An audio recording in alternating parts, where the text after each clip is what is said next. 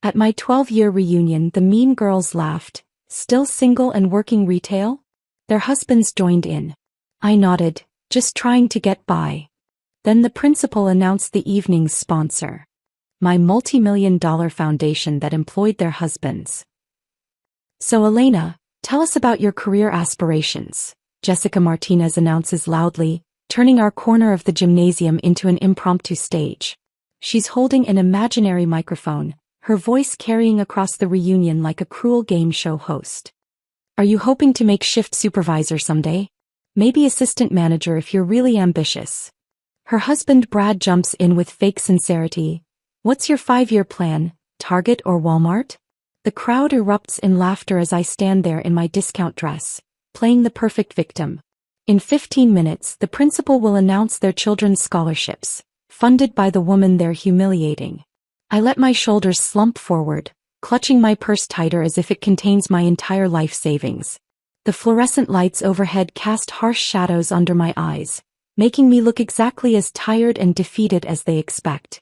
My Target name tag sits slightly crooked on my faded red polo shirt, the plastic scratched from what appears to be months of honest wear.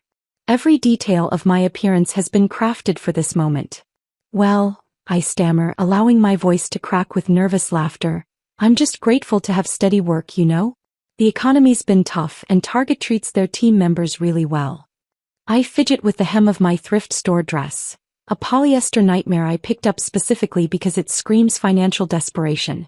The fabric pulls slightly across my chest, deliberately chosen too small to suggest I can't afford proper fitting clothes.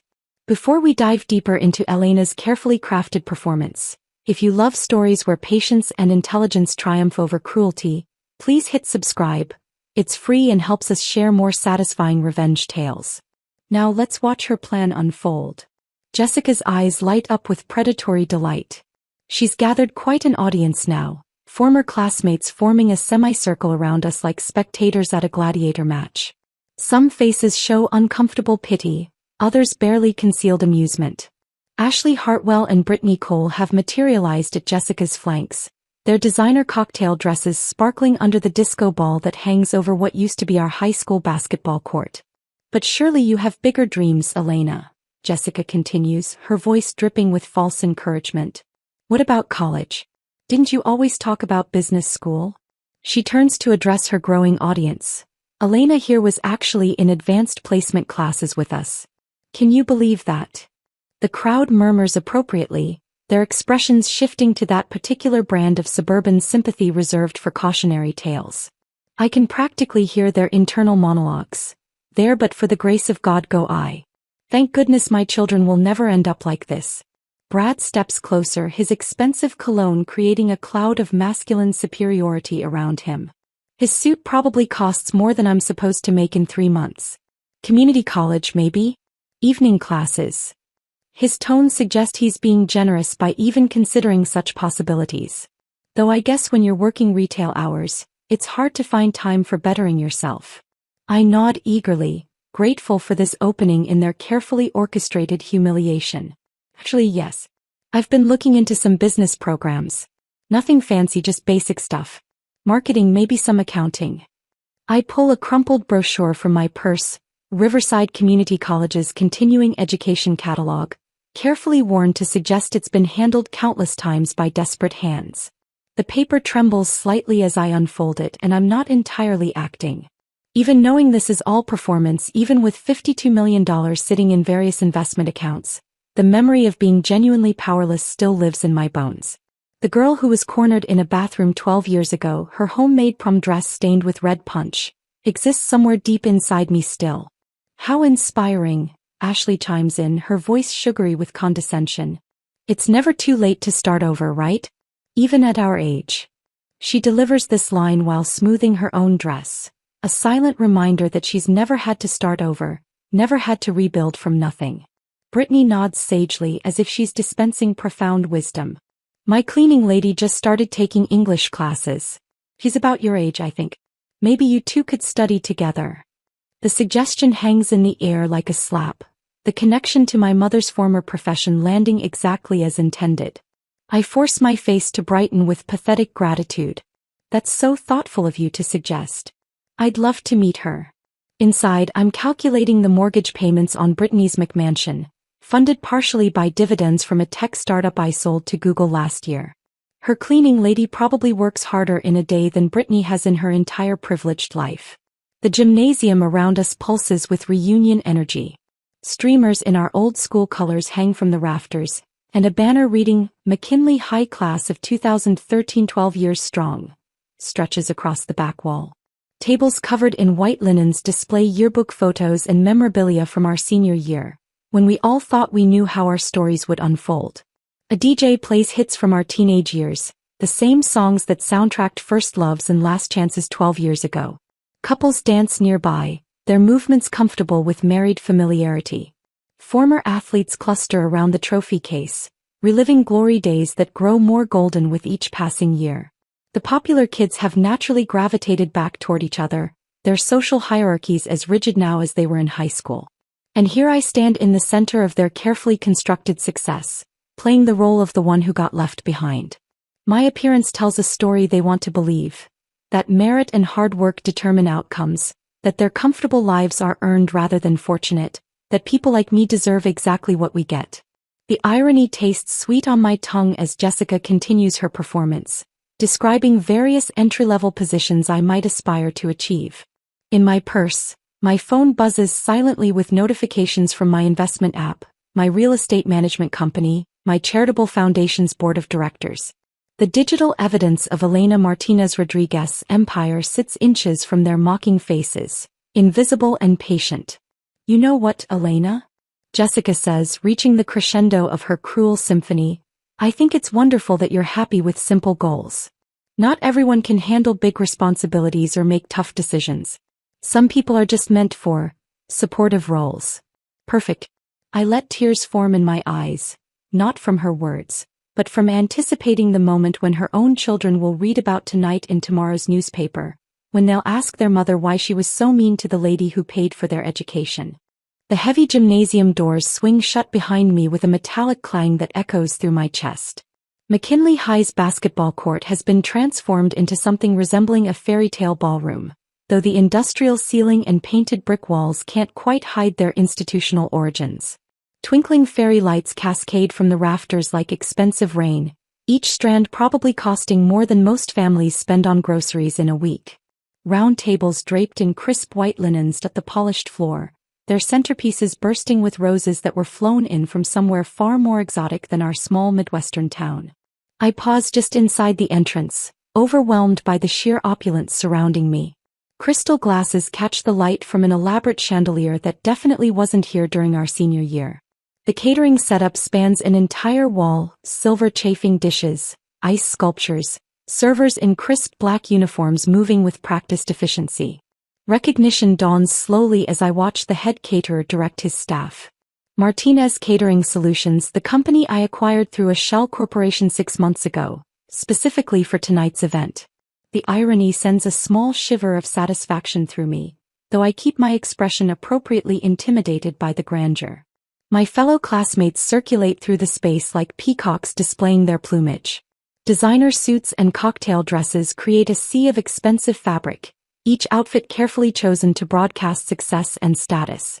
Wedding rings catch the light with calculated frequency as hands gesture during animated conversations about mortgages in better neighborhoods, children's private schools, European vacations that happen to coincide with business conferences.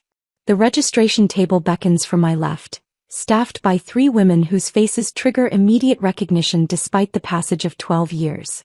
Katie Morrison, head cheerleader turned pharmaceutical sales representative, manages the check-in process with the same organizational efficiency she once brought to pep rallies.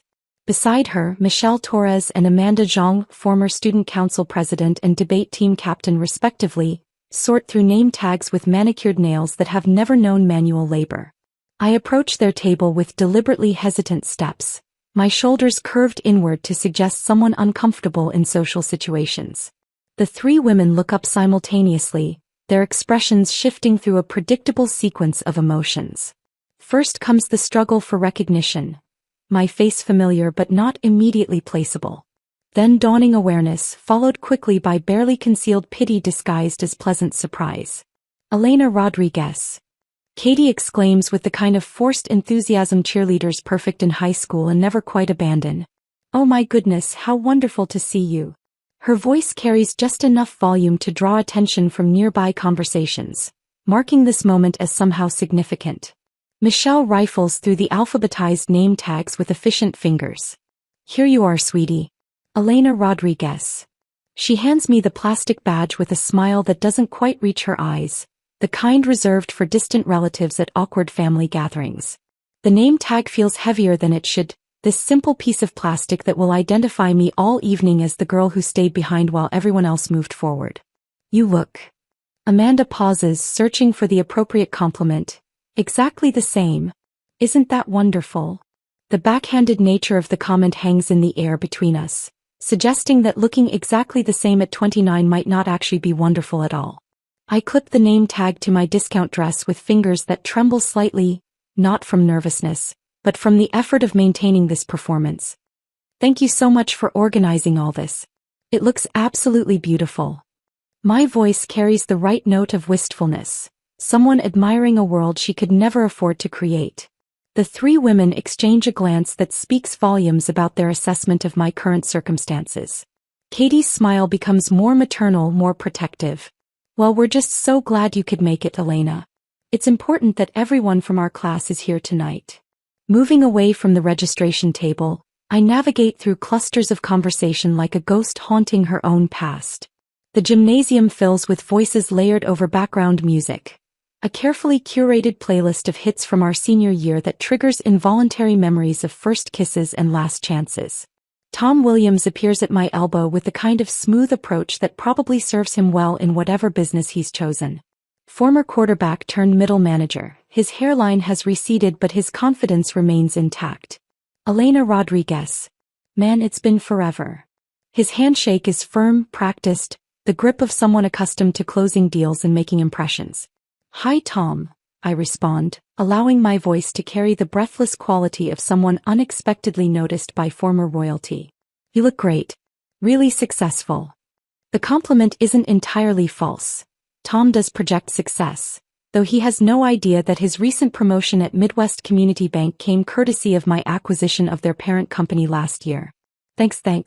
You know how it is, corporate life, climbing the ladder. He gestures vaguely toward the crowd, encompassing the entire scope of adult achievement. What about you? What are you up to these days? This question, inevitable as sunrise, requires my most carefully crafted response. Oh, just working retail.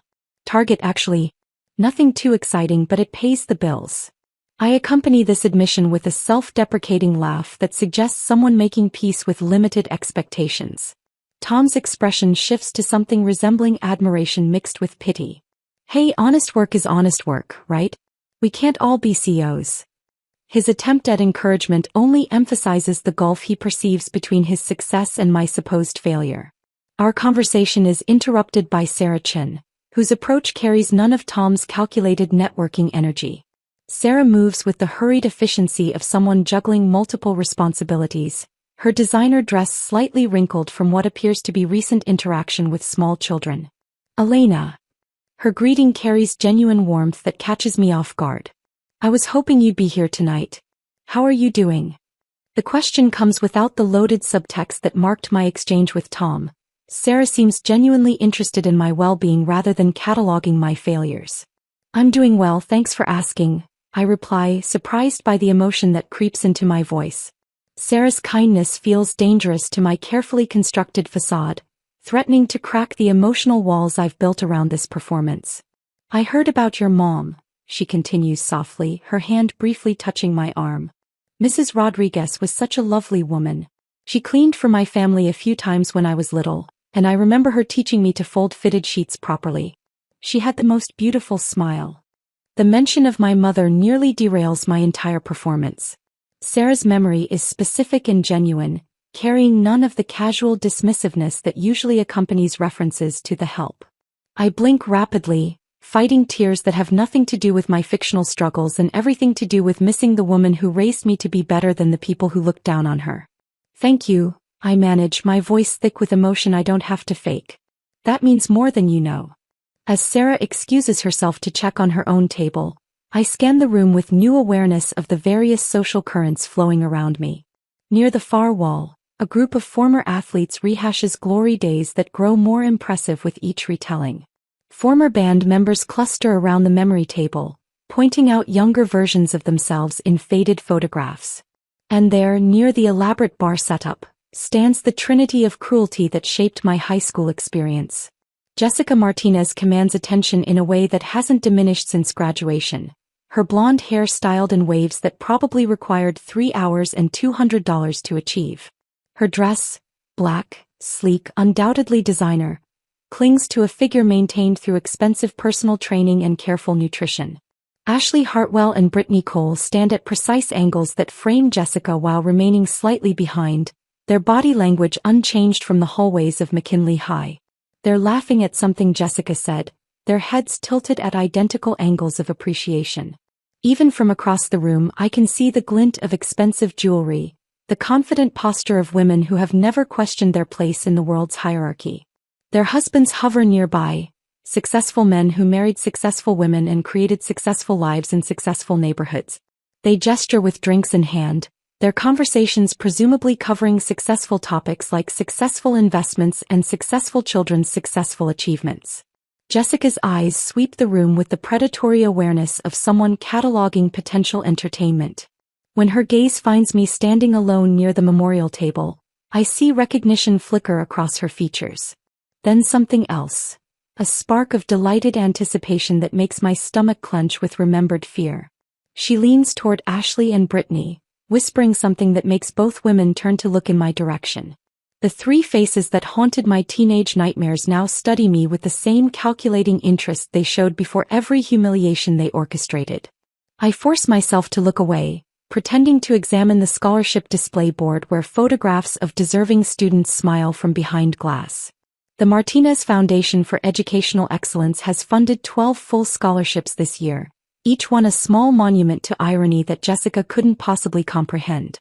My phone buzzes silently in my purse, probably another update from my financial management team, but I ignore it completely. Tonight that world doesn't exist. Tonight I'm just Elena Rodriguez, the girl who never learned to fight back. The predators begin to move. They move with the coordinated precision of apex predators, cutting through the crowd with practiced efficiency. Jessica leads the formation, her high heels clicking against the polished gymnasium floor in a rhythm that sounds like a countdown timer.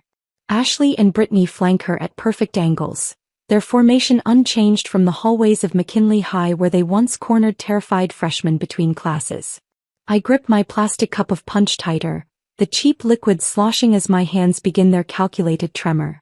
The scholarship display board behind me becomes my anchor, these smiling faces of deserving students serving as silent witnesses to what's about to unfold. The irony burns in my chest. Half these kids will benefit from my foundation while their anonymous benefactor gets publicly destroyed just feet away from their photographs. Elena Rodriguez. Jessica's voice cuts through the ambient chatter like a blade through silk. Her tone carries that perfect blend of theatrical surprise and predatory delight that I remember from bathroom confrontations and lunchroom humiliations. I almost didn't recognize you behind that vintage look. Her eyes perform a deliberate inventory of my appearance, starting with my discount shoes and traveling upward with the slow precision of a medical examiner cataloging injuries. The faded Target polo, the ill-fitting thrift store blazer, the clearance rack accessories, each item receives its due consideration and obvious dismissal. You look. She pauses, savoring the moment like fine wine. Exactly the same. Isn't that wonderful? Some people just have that timeless quality. The backhanded compliment lands exactly as intended, suggesting that looking the same at 29 represents a failure of growth, ambition, and basic adult development. Her smile remains perfectly calibrated, wide enough to appear friendly to casual observers, sharp enough to draw blood up close. Ashley and Brittany position themselves strategically, blocking potential escape routes while maintaining the illusion of casual conversation. Their timing remains flawless after all these years, a choreographed cruelty that needs no rehearsal. Jessica Martinez. I respond with the breathless quality of someone unexpectedly noticed by former royalty. You look absolutely stunning. Marriage clearly agrees with you. She preens at the compliment, her left hand rising to touch her professionally styled hair in a gesture that ensures her massive diamond ring catches the gymnasium lights. Thank you, sweetie. You know how it is. When you find the right person, everything just falls into place. The dig lands precisely where intended, highlighting my single status while celebrating her own coupled success. I allow my smile to falter slightly, a barely perceptible crack in my composure that feeds her satisfaction. Brad, honey, come meet an old friend, Jessica calls to the tall man hovering near the bar. He approaches with the confident stride of someone accustomed to being summoned, his expensive suit tailored to minimize a soft middle and receding hairline that money can't quite fix. His handshake arrives with deliberate force, fingers squeezing mine with the calculated pressure of someone establishing dominance through physical discomfort. Brad Martinez, he announces as if his name should carry weight in my world. I've heard so many stories about Jessica's high school days. The emphasis on stories suggests tales of conquest and triumph, with Jessica as the victorious heroine and people like me serving as cautionary footnotes. His smile carries the practiced warmth of someone who sells insurance policies to people who can't afford to be unprotected. She was quite the accomplished student. I offer weekly, playing my role with self-deprecating perfection. Student Council Honor Society prom queen. I always admired her success. Still do, I imagine, Brad responds with casual brutality. Some people are natural leaders and others. He lets the sentence hang unfinished, the implication clear enough without requiring completion. Ashley's husband materializes beside Brad with the solidarity of men who recognize kindred spirits. Mike Hartwell extends his hand with car salesman enthusiasm, his grip firm but not crushing. He's learned to gauge his audience. Mike Hartwell, Ashley's husband. Great to meet one of the gang from the old days. His assessment of my appearance is more subtle than Brad's but equally thorough. I catch him noting my shoes, my handbag, the obvious signs of someone shopping at stores that cater to stretched budgets and limited options. Mike sells luxury vehicles to people with excellent credit and substantial down payments. He knows exactly what financial struggle looks like. Elena works retail, Jessica announces with the tone of someone sharing fascinating anthropological observations. Target, isn't that right? Such honest, dependable work. The condescension drips from every syllable, transforming my supposed employment into evidence of limited ambition and stunted growth. Ashley nods with theatrical appreciation, as if Jessica has made a particularly insightful observation about the noble nature of service work. How wonderful, Ashley coos with poisonous sweetness. Retail teaches such valuable skills. Customer service, inventory management. Very transferable abilities.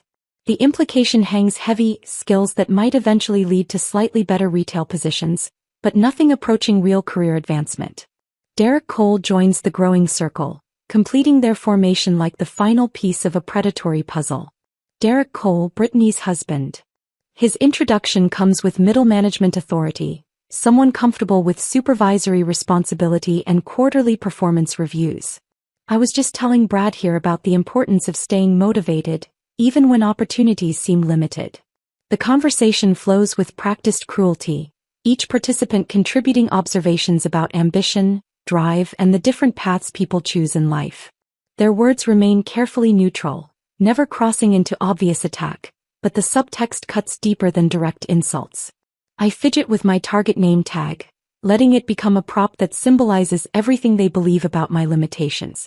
I'm just grateful to have steady work. I stammer through responses designed to reinforce their perceptions. The benefits are decent and my coworkers are really supportive. Benefits, Mike repeats thoughtfully, as if the concept represents exotic luxury in my world. Health insurance, I hope?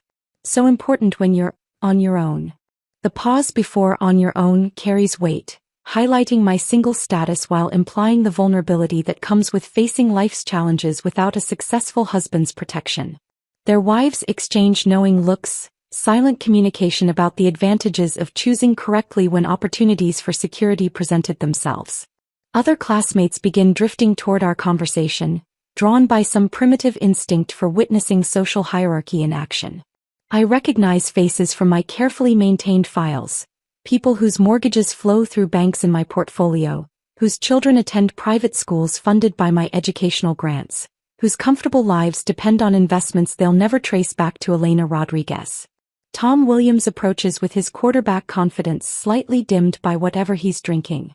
Everything okay over here? Sounds like you're having quite the reunion. Just catching up with Elena, Jessica responds brightly. We were discussing her career journey. It's so inspiring to see someone who's found contentment in simple work. The word simple lands like a physical blow, reducing years of supposed struggle to a character flaw disguised as acceptance. Tom's expression shifts to something resembling sympathy mixed with superior understanding. Nothing wrong with knowing your limits. He offers with the wisdom of someone who believes he's transcended his own. Not everyone can handle the pressure of climbing corporate ladders. Phone screens begin appearing at the periphery of my vision, classmates capturing snippets of conversation for social media documentation. They're recording what they believe to be a cautionary tale, evidence of how high school hierarchies persist into adult reality. The alcohol flowing through their systems loosens tongues and sharpens cruelty. Jessica begins sharing memories from our shared past, stories carefully edited to emphasize my supposed inadequacies while celebrating her own inevitable triumph. Remember junior year when Elena thought she could run for class treasurer? Jessica's laugh carries across the gymnasium like breaking glass. She was so earnest with her little handmade posters. Of course, everyone knew Ashley would win. She actually understood money management. The story transforms my teenage attempt at leadership into evidence of delusional ambition, suggesting I never understood my proper place in the social order. Ashley beams at the reminder of her victory, basking in reflected glory that burns brighter in contrast to my supposed failure. Tears form in my eyes, not from their words, but from the memory of my mother's dignity when she cleaned their family's houses, how she taught me that true strength comes from character rather than circumstances. These people mocked her honest work while benefiting from her labor, just as they now mock me while living on my secret generosity. The performance requires perfect balance, pathetic enough to satisfy their need for superiority, but not so broken that they lose interest in their game. I am walking a tightrope over an abyss of their own making, knowing that in minutes their world will shatter completely. But for now I let them feast on what they believe is my defeat. The sharp squeal of microphone feedback cuts through the gymnasium chatter like a knife, sending ripples of wincing faces across the crowd.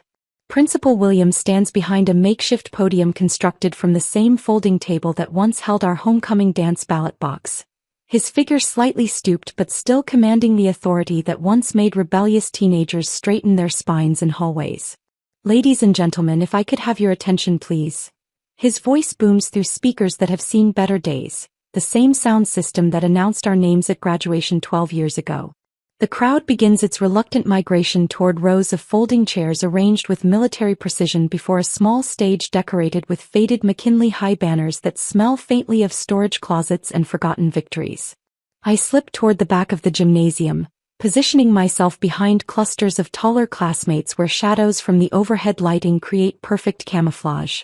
Jessica's group has claimed prime real estate in the front rows, their designer dresses arranged like opening night at the opera. Phones already positioned to capture whatever moments deserve immortalization on social media. Williams adjusts his reading glasses with fingers that shake slightly, age or anticipation. I can't determine which. His hair has surrendered most of its battle with time, leaving silver wisps that catch the stage lights and make him appear almost ethereal. But his eyes remain sharp, scanning the assembled faces with the practiced assessment of someone who spent decades reading teenage moods and motivations. 12 years, he begins, his voice settling into the rhythm that once delivered daily announcements and disciplinary lectures. 12 years since you walked across this very stage to receive your diplomas. Some of you probably never imagined you'd be back in these halls, sitting in these same uncomfortable chairs that haven't been replaced since the Carter administration. Polite laughter ripples through the audience, the kind of obligatory response that greets familiar complaints about institutional inadequacy. But Williams's expression suggests he's building toward something more substantial than nostalgic humor. Tonight isn't just about remembering where you came from, he continues, his voice gaining strength and purpose. It's about celebrating where you're going, and more importantly, it's about ensuring that future McKinley High graduates have the same opportunities for success that many of you have achieved. The crowd settles into more attentive silence, sensing the shift from ceremonial pleasantries to something approaching significance. I watch Jessica's profile from my position in the shadows, noting how she arranges her features into an expression of polite interest while simultaneously whispering something to Brad about the caterer's salmon being overcooked. This year's reunion is particularly special, Williams announces, his voice dropping to create intimacy despite the microphone amplification, because of an extraordinary act of generosity that will transform educational opportunities for deserving students for decades to come. A murmur ripples through the assembled classmates, the kind of speculative buzz that accompanies unexpected announcements at wedding receptions and corporate meetings. Phones rise like flags at a political rally, everyone suddenly convinced they might witness something worth documenting. An anonymous donor has established a foundation that will provide full college scholarships to McKinley High graduates for the next 20 years. Williams continues, his words carefully paced to allow their impact to register fully. We're talking about complete educational support, tuition, books, housing, everything necessary to ensure that financial circumstances never prevent a deserving student from pursuing higher education. The gymnasium erupts in spontaneous applause, the kind of genuine enthusiasm that money and goodwill naturally inspire. I join the clapping from my shadowy position, allowing myself the small pleasure of participating in appreciation for my own generosity while maintaining perfect anonymity. Jessica's reaction proves particularly interesting to observe. Her initial expression of polite attention transforms into something approaching hunger as the financial implications register. $2 million represents the kind of philanthropic gesture that elevates social standing and generates newspaper headlines. I watch her lean toward Brad with increased urgency, their whispered conversation taking on the intensity of emergency consultation. The amount committed to this endeavor, Williams pauses for dramatic effect, is $2 million. Gasps punctuate the applause as the audience processes this figure.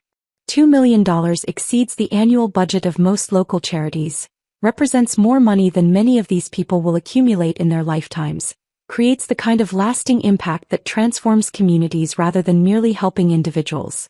From my vantage point, I observe the various reactions playing across familiar faces. Some expressions show genuine admiration for unknown generosity. Others display the calculating assessment of people wondering if they might somehow benefit from this windfall.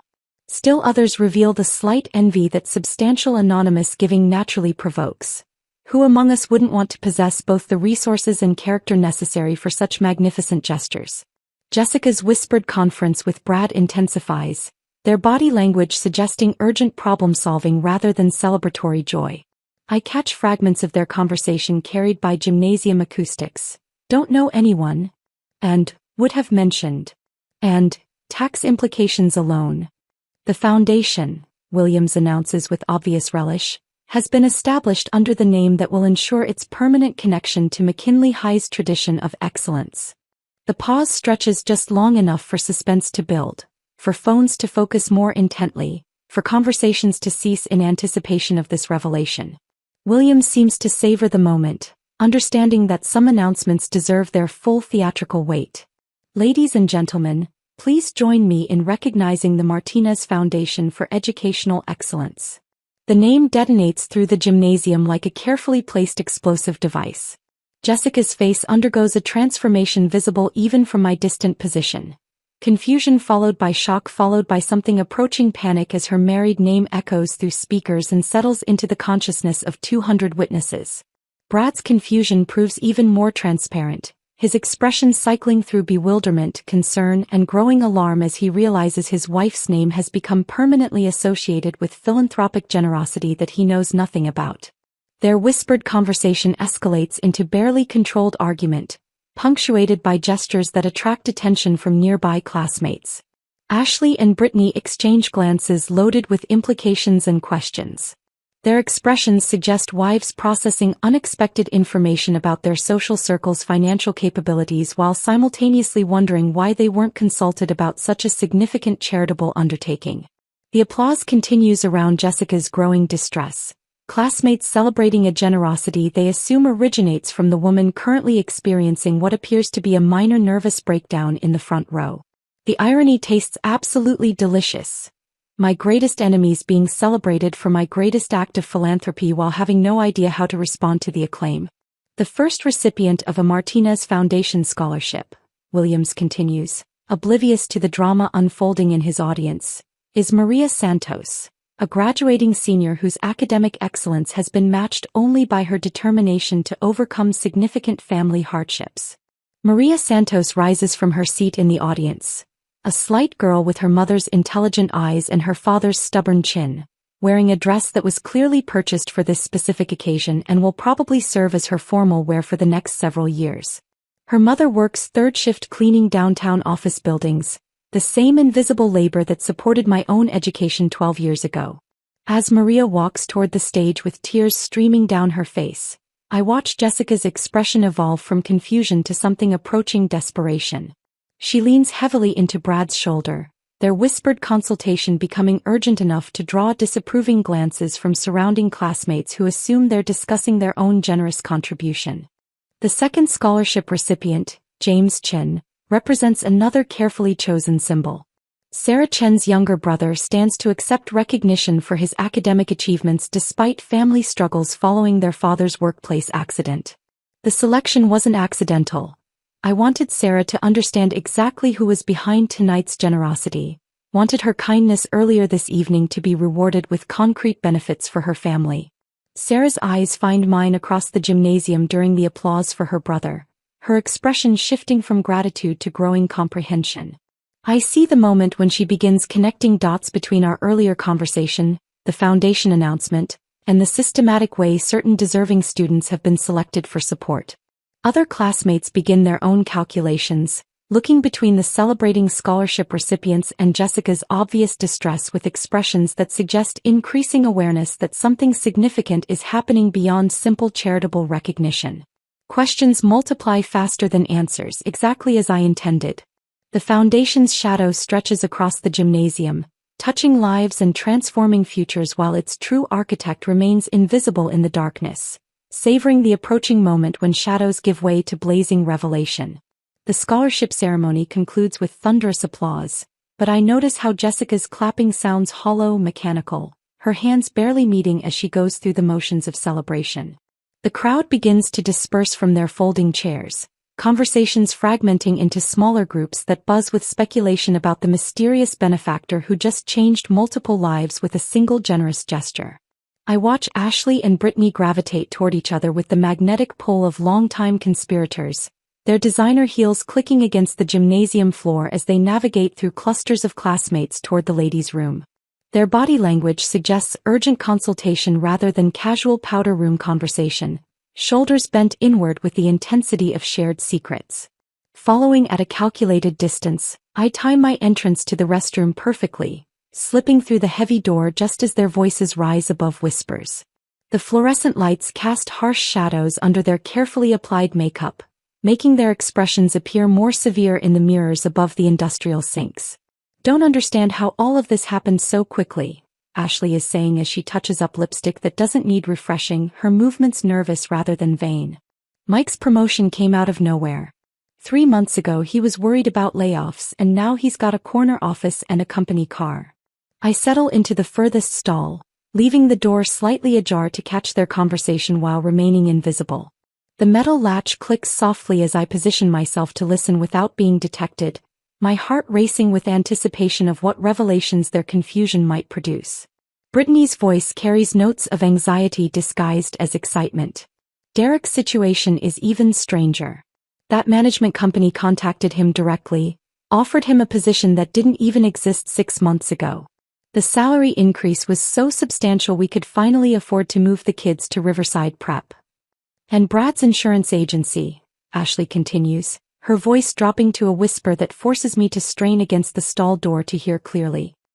He keeps saying the new parent company came out of nowhere, bought them out at above market value, then immediately gave everyone raises and better benefits. Who does that? The question hangs in the air between them, loaded with implications they can't quite grasp.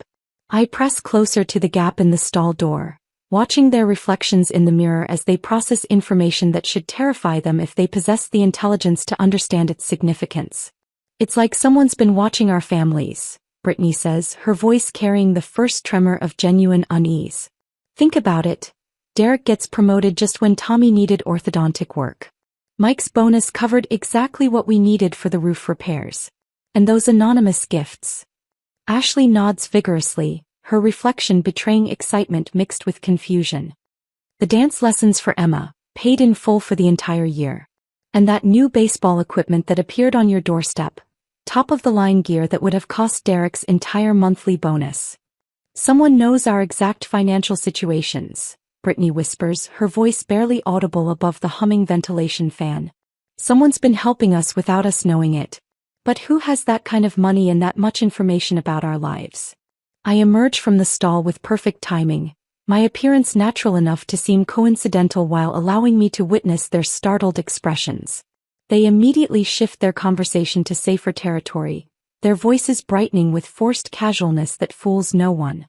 Elena! Ashley exclaims with theatrical enthusiasm. We were just discussing how wonderful tonight's been. That scholarship announcement was so inspiring. I approach the sinks slowly, allowing my movements to suggest someone exhausted by social interaction rather than energized by approaching triumph.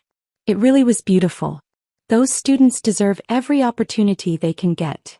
Their reflection in the mirror shows faces that study me with polite disinterest, clearly not connecting the woman they've been systematically humiliating with the mysterious benefactor who's transformed their lives.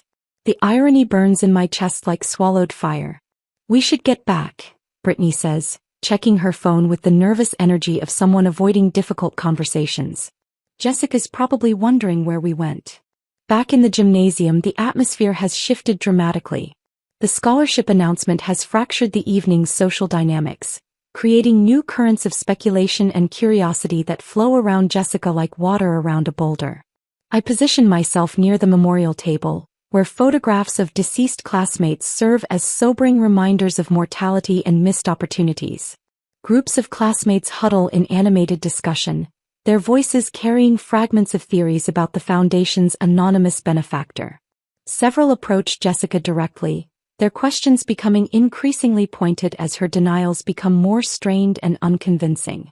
Come on, Jess, I hear someone saying as I drift closer to her position. $2 million with your name on it? You can tell us. We're all friends here. Jessica's laugh sounds like breaking glass. I wish I could take credit, but honestly we had nothing to do with it. Brad and I are just as surprised as everyone else. But her voice carries an edge of hysteria that wasn't there an hour ago, and Brad's protective positioning beside her suggests a man preparing for siege rather than celebrating unexpected honor. Their perfect evening has developed hairline fractures that threaten to become catastrophic breaks. I move through the crowd like smoke, collecting fragments of conversation and watching faces change as realization dawns at different speeds across different minds. The web I've woven over 3 years is becoming visible to those intelligent enough to recognize patterns, while remaining completely invisible to those who matter most. Tom Williams finds me during a quiet moment near the trophy case, his expression thoughtful in a way that suggests wheels turning behind his former quarterback confidence. Elena, can I ask you something? I arrange my features into mild curiosity mixed with social anxiety. Of course. That mortgage refinancing I mentioned earlier, the one with the incredible terms that seemed too good to be true? The paperwork came from Martinez Financial Services. His eyes search my face for reactions I refuse to give. Any chance you know anything about that company? I let confusion cloud my expression, shaking my head with what appears to be genuine bewilderment. I've never heard of them. But that's wonderful that you got such good terms. You deserve a break after working so hard. Tom nods slowly, but I can see him filing away this interaction for future consideration. His quarterback instincts recognize something significant happening beneath the surface, even if he can't yet identify what he's sensing. Sarah Chin approaches with her brother James in tow, the scholarship recipient still glowing with gratitude and disbelief. Her eyes find mine with an intensity that suggests understanding beyond what our previous conversations would justify. Elena, she says softly, positioning herself close enough for private conversation, I wanted to thank you for what you've done for our family. I begin to protest, but she continues before I can manufacture confusion. The timing, the selection criteria, the way the foundation focuses on students whose circumstances mirror what you experienced in high school. I'm not naive, and I remember how brilliant you were in Mr. Peterson's economics class. Her words carry weight that threatens my carefully constructed facade, but I maintain perfect innocence. Sarah, I work at Target. I couldn't possibly afford the Martinez Foundation for Educational Excellence, she interrupts gently. Named after the person who taught you that cruelty has consequences. I understand symbolism, Elena. And I understand justice. When Jessica notices Sarah's intense conversation with me, I watch paranoia bloom across her features like poison flowers. Her eyes dart between us repeatedly, her mind clearly racing to understand why conversations quiet when she approaches. Why her name generates confusion rather than pride. Why her perfect evening feels increasingly like a carefully orchestrated trap closing around her. The foundation's cracks are spreading faster than she can repair them, and I haven't even begun to demolish the structure of lies supporting her comfortable life. The real destruction is still to come. The real destruction begins with silence. Jessica's latest barb about my limited prospects and settling for less hangs in the air like smoke from a dying fire. But something has shifted in the crowd around us. The comfortable laughter that usually greets her cruel observations fails to materialize. Instead, uncomfortable glances pass between classmates who have spent the evening watching me endure systematic humiliation while processing increasingly disturbing information about mysterious benefactors and unexplained good fortune. I choose this moment of uncertain quiet to step forward, my voice cutting through the gymnasium's ambient noise with crystal clarity. Actually, Jessica, there's something I should probably mention. I pause, allowing my words to draw the attention of everyone within earshot, watching faces turn toward me with expressions ranging from mild curiosity to sharp interest. I'm not just Elena Rodriguez anymore. The pause stretches just long enough for confusion to build, for Jessica's confident smirk to falter slightly, for the growing circle around us to lean forward in anticipation of whatever revelation is approaching. Professionally, I go by Elena Martinez Rodriguez. Each syllable lands with deliberate precision, my voice carrying the quiet authority that comes from controlling boardrooms rather than standing behind cash registers. It's a combination of my maiden name and my ex-husband's surname, which I kept for business purposes after our divorce. The color drains from Jessica's face as if someone has opened a valve and let her confidence bleed away. Her eyes widen with the first glimmer of understanding, though she can't yet grasp the full scope of what this revelation means for her comfortable world. Brad's expression transforms from protective husband to confused prey, his mouth opening and closing without producing sound as he processes the implications of my hyphenated name. The Martinez Foundation for Educational Excellence. Martinez Financial Services. The mortgage company, the insurance agency, the careful web of businesses that have lifted his family from middle-class comfort to upper-middle-class security. Martinez, someone in the crowd whispers loud enough to carry. Like the foundation. I allow myself the smallest smile, the kind reserved for chess players who have finally revealed their winning strategy. That's right. I established the foundation 3 years ago when my little computer project generated enough capital to make meaningful contributions to education. Computer project? Tom Williams steps closer, his quarterback instincts recognizing a game-changing play in development. His voice carries the sharp interest of someone who has spent the evening putting together pieces of a puzzle he didn't know he was solving. Oh, just a startup I developed during evenings and weekends. I respond with the casual understatement that makes truly significant achievements sound mundane. Data analytics software that helped companies optimize their customer service protocols. Nothing revolutionary, just useful enough that Amazon decided to acquire it. The words, Amazon and acquire, ripple through the crowd like electricity through water. Several classmates who work in tech exchange meaningful glances, their expressions shifting as they calculate the implications of those simple words. Amazon doesn't acquire little projects. Amazon pays substantial sums for companies that solve real problems at scale.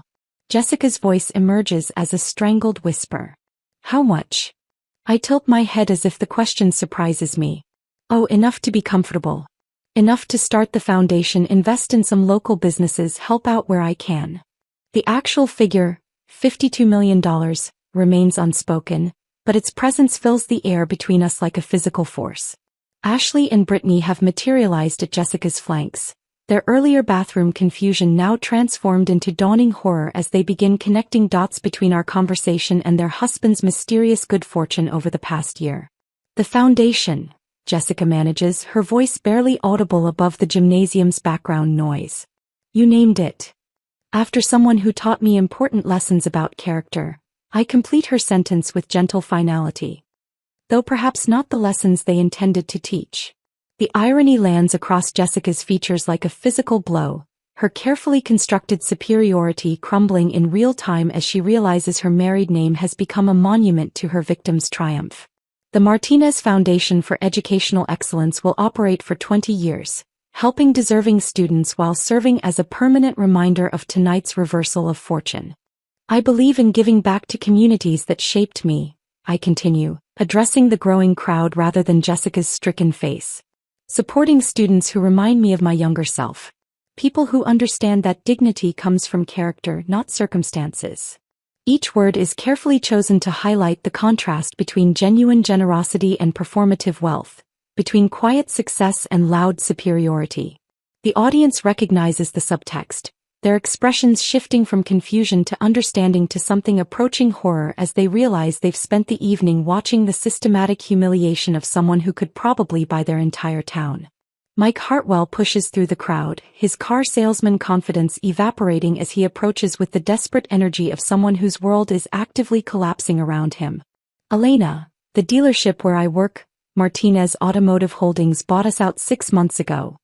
I prefer to operate through management companies, I explain with the patient tone of someone discussing basic business principles. Silent partnerships that allow existing staff to feel pride in their achievements while ensuring good jobs for hardworking people. The emphasis on hardworking carries unmistakable implications about who deserves support and who doesn't. Derek Cole appears beside Mike, his middle management confidence replaced by the pale realization that his corner office and substantial raise came from the woman he spent the evening mocking. The insurance agency, the office complex, the catering company. I continue ticking off businesses with the casual efficiency of someone reviewing a grocery list. I've found that investing locally creates sustainable employment while building stronger communities. Brad's legs seem to give out beneath him, forcing him to grab Jessica's shoulder for support as he processes the full scope of his dependence on my generosity. His promotion, his family's improved circumstances, their children's better schools. Everything that made him feel successful enough to mock my supposed failure has been funded by the woman he's been systematically humiliating. The social dynamic around us undergoes complete reversal as former classmates who watched my earlier humiliation with varying degrees of comfort now stare at Jessica and her crew with expressions ranging from shock to disgust. Someone near the back of the growing crowd whispers, "Oh my God," with enough volume to carry across the gymnasium, and I see phones rising again. But this time to capture Jessica's meltdown rather than my supposed defeat. I reach into my purse and remove the Target name tag that has served as tonight's most important prop, folding it carefully before tucking it away as a souvenir of this performance. The plastic rectangle that symbolized their perception of my limitations becomes a memento of their own blindness and cruelty.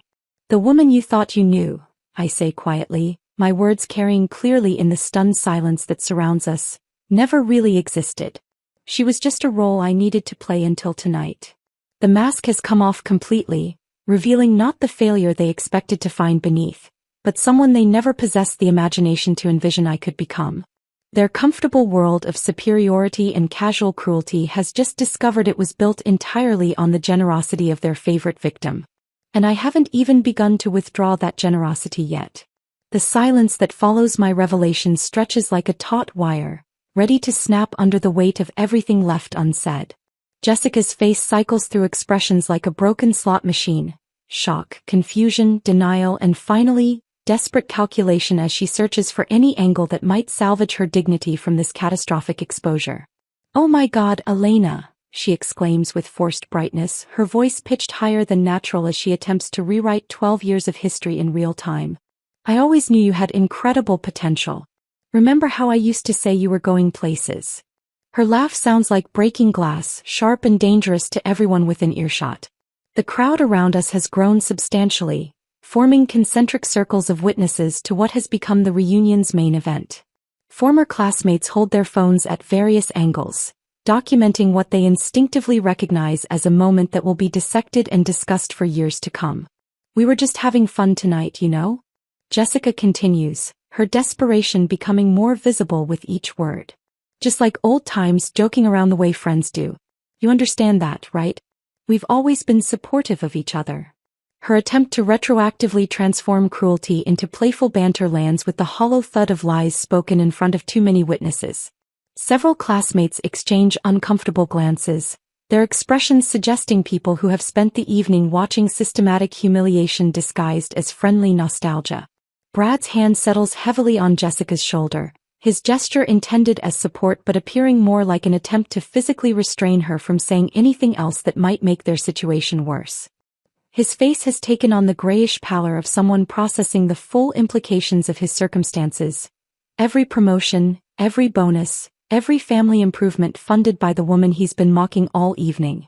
I'm actually proud to have my name associated with such important charitable work. Jessica plows forward with the reckless energy of someone drowning in quicksand. The Martinez Foundation, it has such a nice ring to it, don't you think?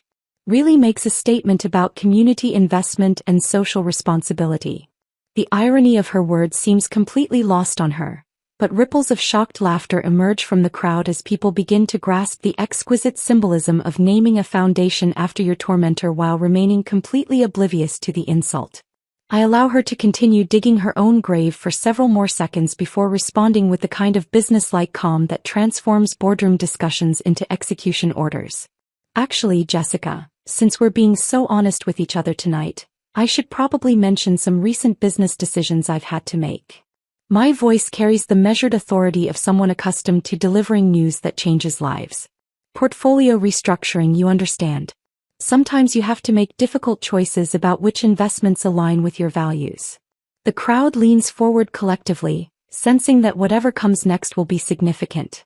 Brad's grip on Jessica's shoulder tightens visibly, his knuckles white with tension as he recognizes the tone of voice that precedes corporate downsizing announcements.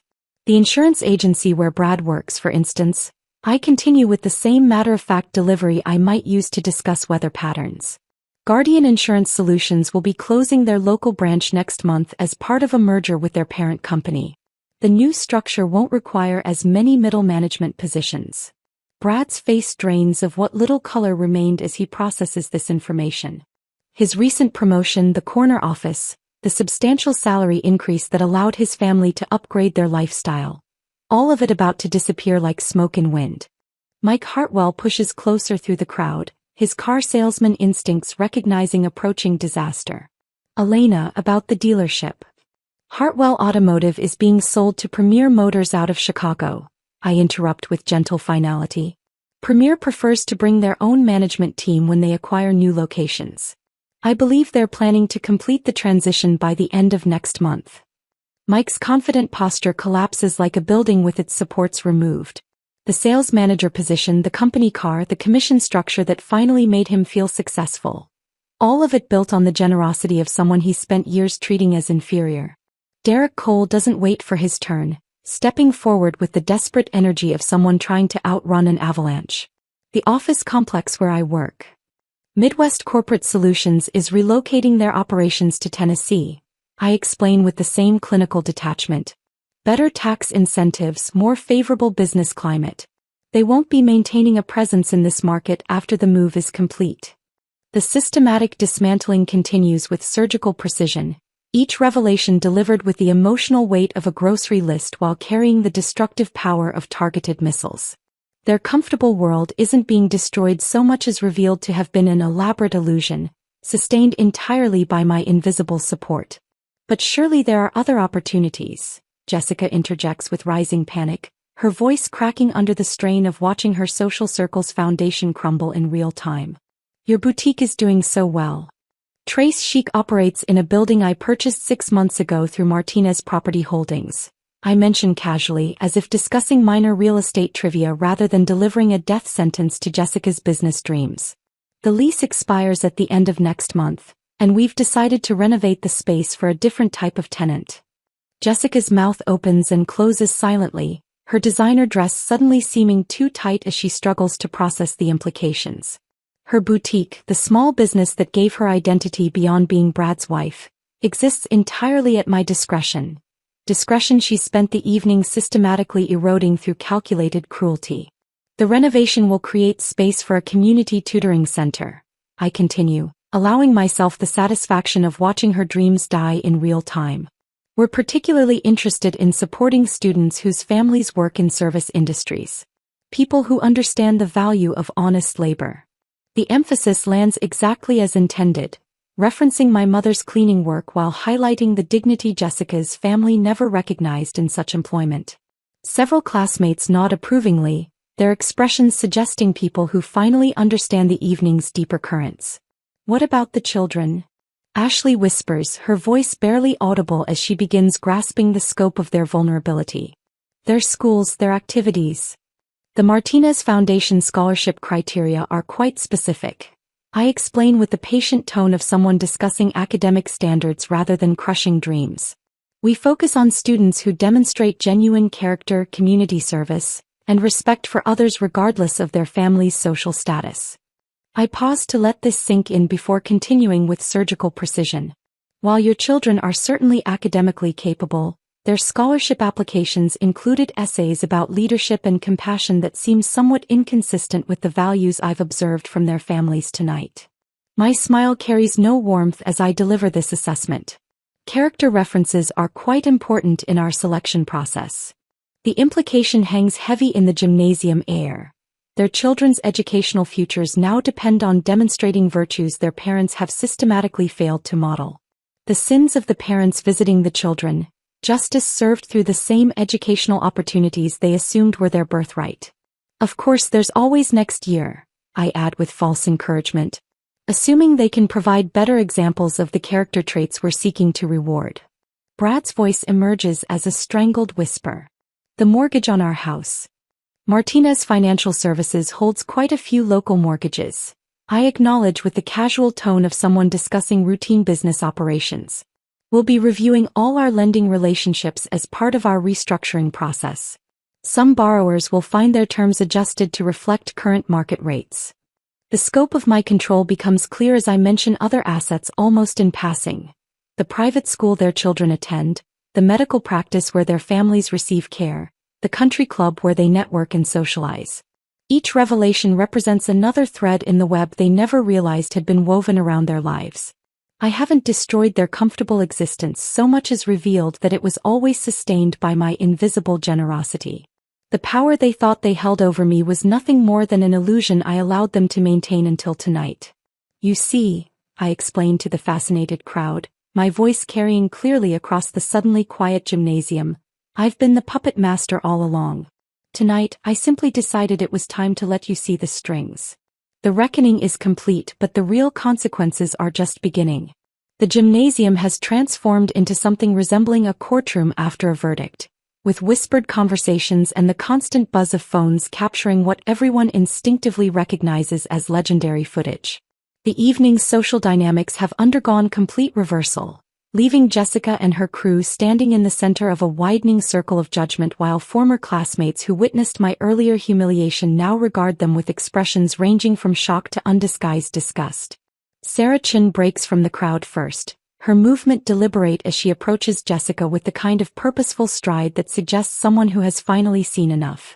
Her voice carries clearly across the suddenly hushed gymnasium, each word delivered with the moral authority of someone speaking uncomfortable truths.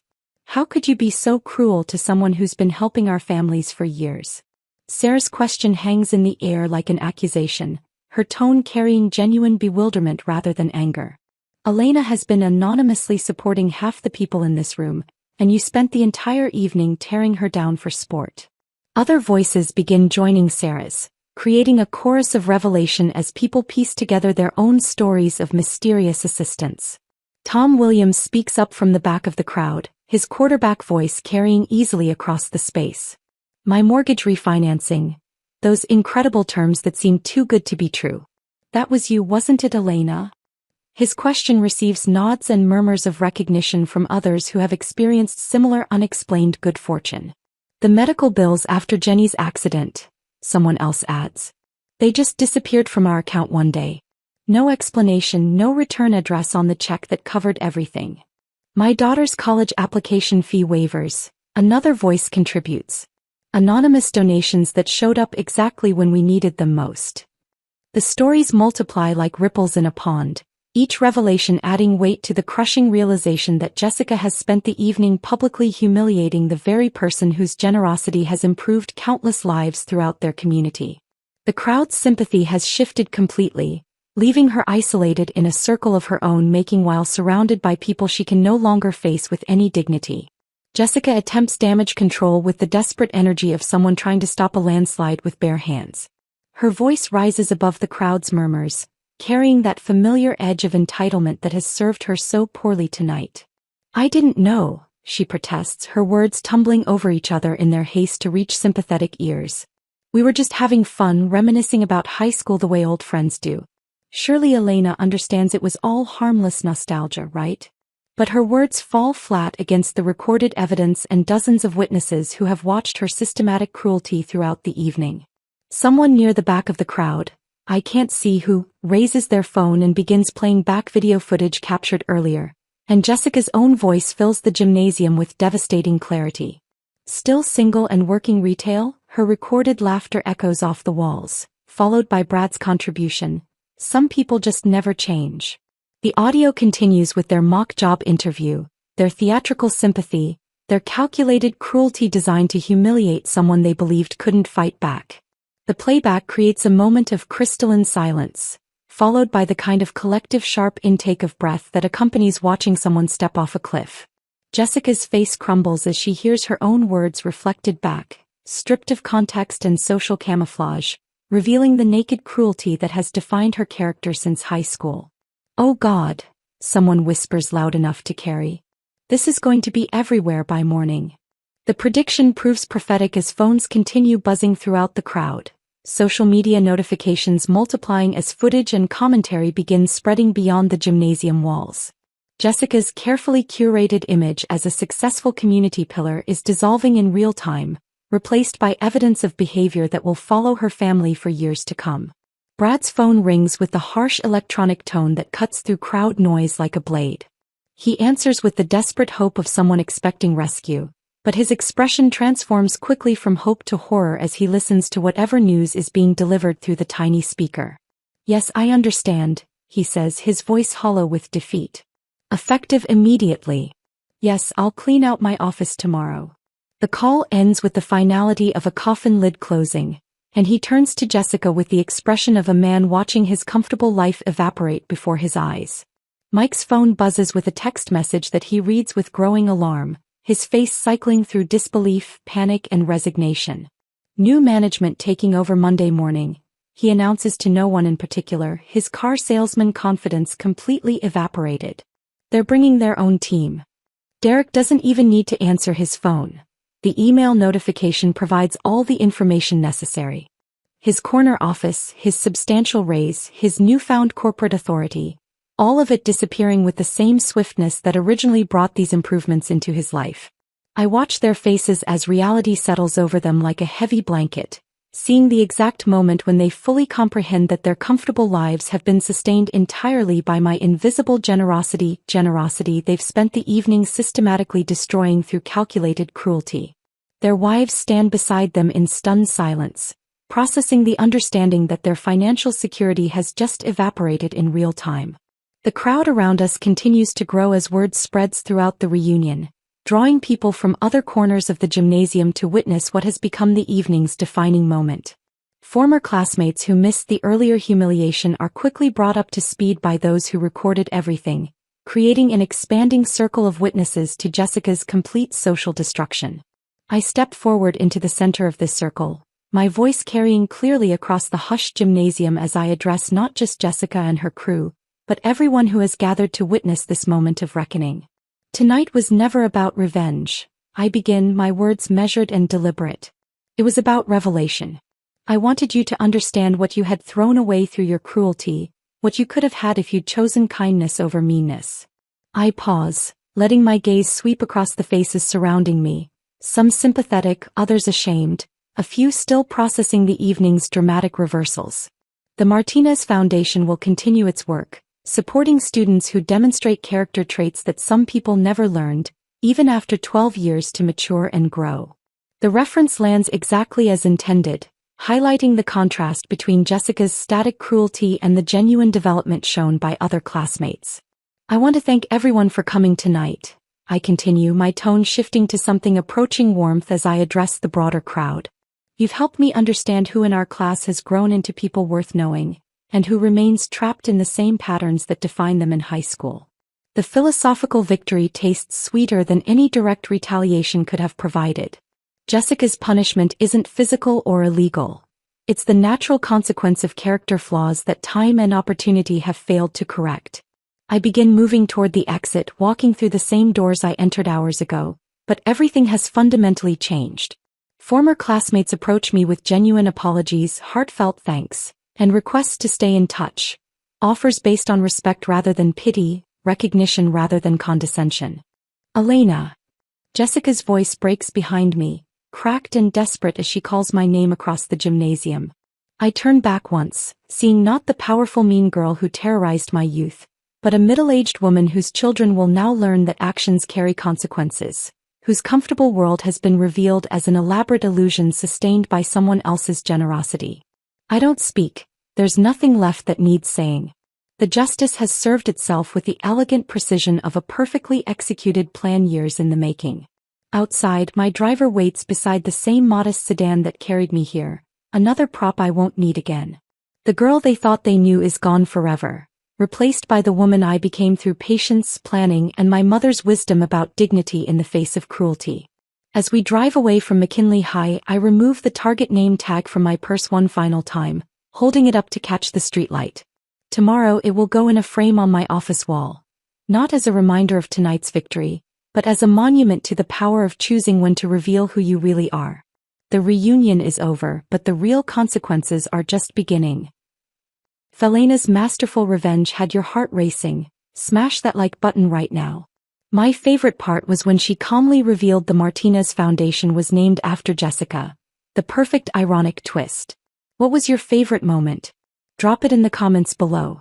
Craving more epic revenge stories that deliver sweet justice? Subscribe and ring that notification bell so you never miss these satisfying tales.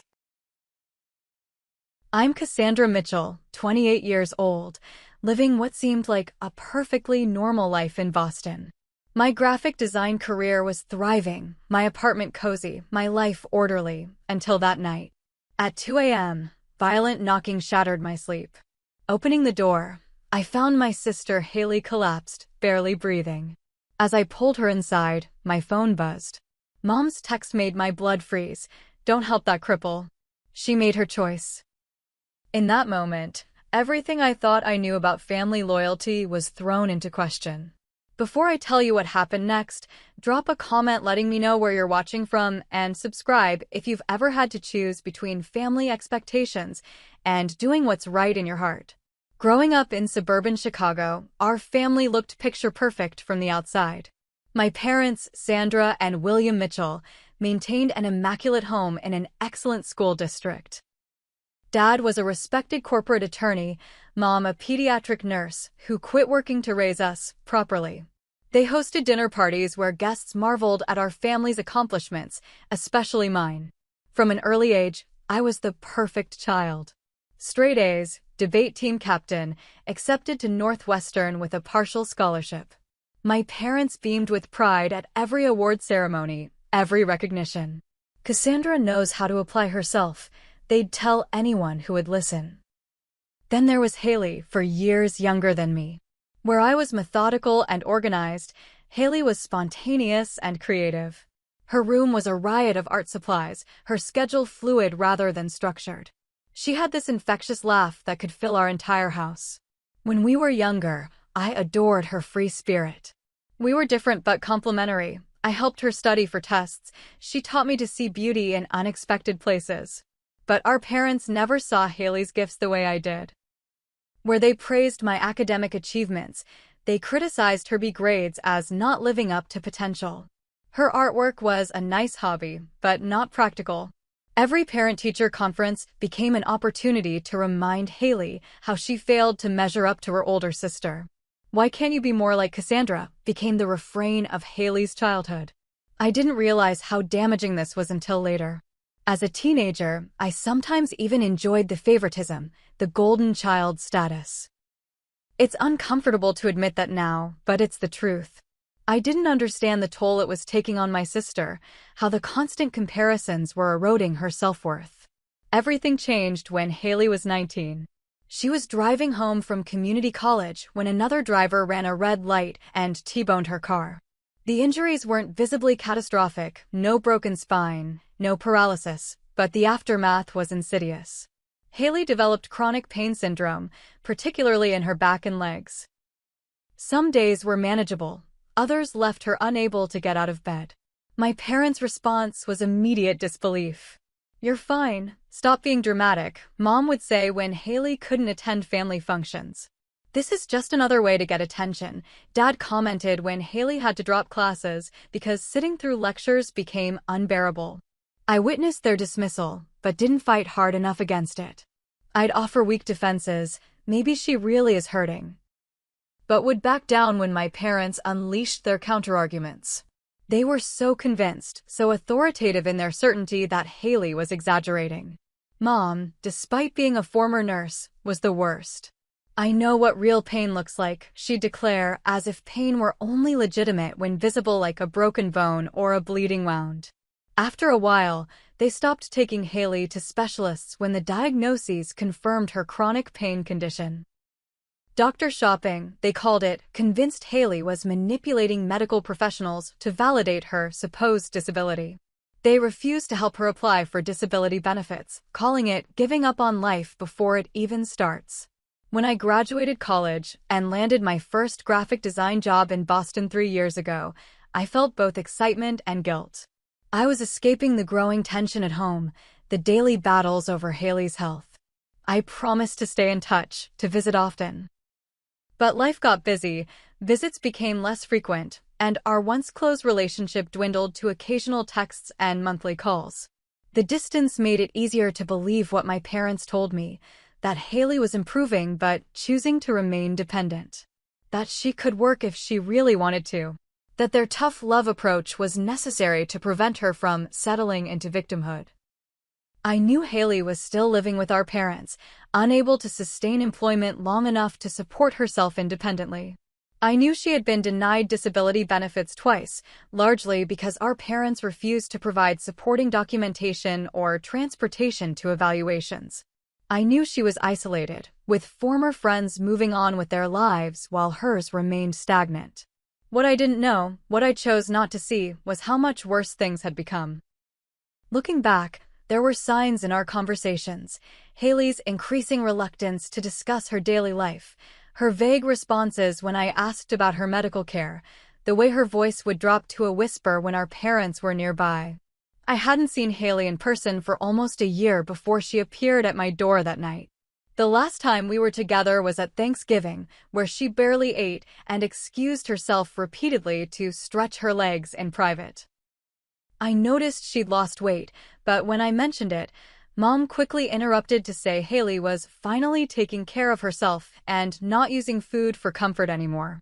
I accepted this explanation because it was easier than the alternative, that something was seriously wrong and I was doing nothing to help. That night, as I stared at my sister's collapsed form in my doorway, I realized how badly I had failed her.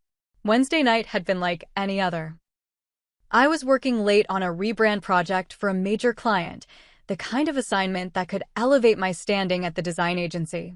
My apartment was quiet except for the occasional click of my mouse and the ambient music playing softly through my speakers. Boston city lights twinkled outside my window as the night deepened. By 1 a.m., my eyes were burning from staring at the screen. I finally closed my laptop, stretched my stiff shoulders, and shuffled through my nighttime routine. Teeth brushed, face washed, I collapsed into bed just before 1:30, setting my alarm for 7 a.m. Sleep came quickly. The pounding jolted me awake. Disoriented, I thought it was part of a dream until it came again, urgent, desperate knocking that made my apartment door rattle in its frame. My bedside clock read 2:07 a.m. My heart raced as I sat up. Living alone as a woman in the city, late-night visitors triggered immediate alarm bells.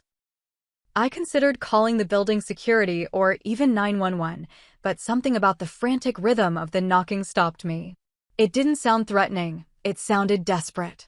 Cautiously, I approached my door and peered through the peephole. The hallway light illuminated a hunched figure I barely recognized at first. Then she looked up, and despite the distortion of the glass, I knew those eyes. "Haley?" I called, quickly undoing the deadbolt and chain. When I opened the door, my sister was clinging to the wall for support, her body seemingly unable to hold itself upright. Her face was gaunt, her eyes sunken and glassy with fever. Her normally auburn hair hung limp and unwashed around her shoulders. She wore mismatched clothes, sweatpants too large for her frame, a thin jacket inappropriate for the October chill, and one regular sneaker paired with what looked like a medical walking shoe. "Cass," she whispered, her voice raspy. "I didn't know where else." Before she could finish, her knees buckled. I lunged forward, catching her before she hit the floor. She was alarmingly light, bones pressing against my hands as I supported her weight. The heat radiating from her body, even through her clothes, signaled a significant fever. "Jesus, Haley, what happened to you?" I maneuvered her inside, kicking the door closed behind us. "How did you even get here?" Her breathing was labored as I helped her to my couch. "Bus," she managed. "Then, taxi. Use the emergency card you gave me last year." I had almost forgotten about that, a prepaid credit card with $300 I'd given her for emergencies when I realized our parents had taken control of her regular bank account. The fact that she'd saved it all this time, only to use it to flee to me, made my stomach clench with guilt. "They won't let me get better," she murmured, her eyes struggling to focus on me. Had to escape, before it was too late. A small backpack hung from her shoulder, which I gently removed. Inside were minimal belongings, a change of underwear, a toothbrush, her ID, and several prescription bottles. I picked up one of the bottles, trying to make sense of the medication name I didn't recognize. "Haley, these aren't your usual meds," I said, examining the label. I think this is an antipsychotic." Her eyes filled with tears. "They tell the doctors I'm crazy, that I make up the pain. Mom crushes pills into my food when she thinks I don't notice." My phone buzzed on the coffee table. I glanced down to see a text from my mother, and the words knocked the air from my lungs.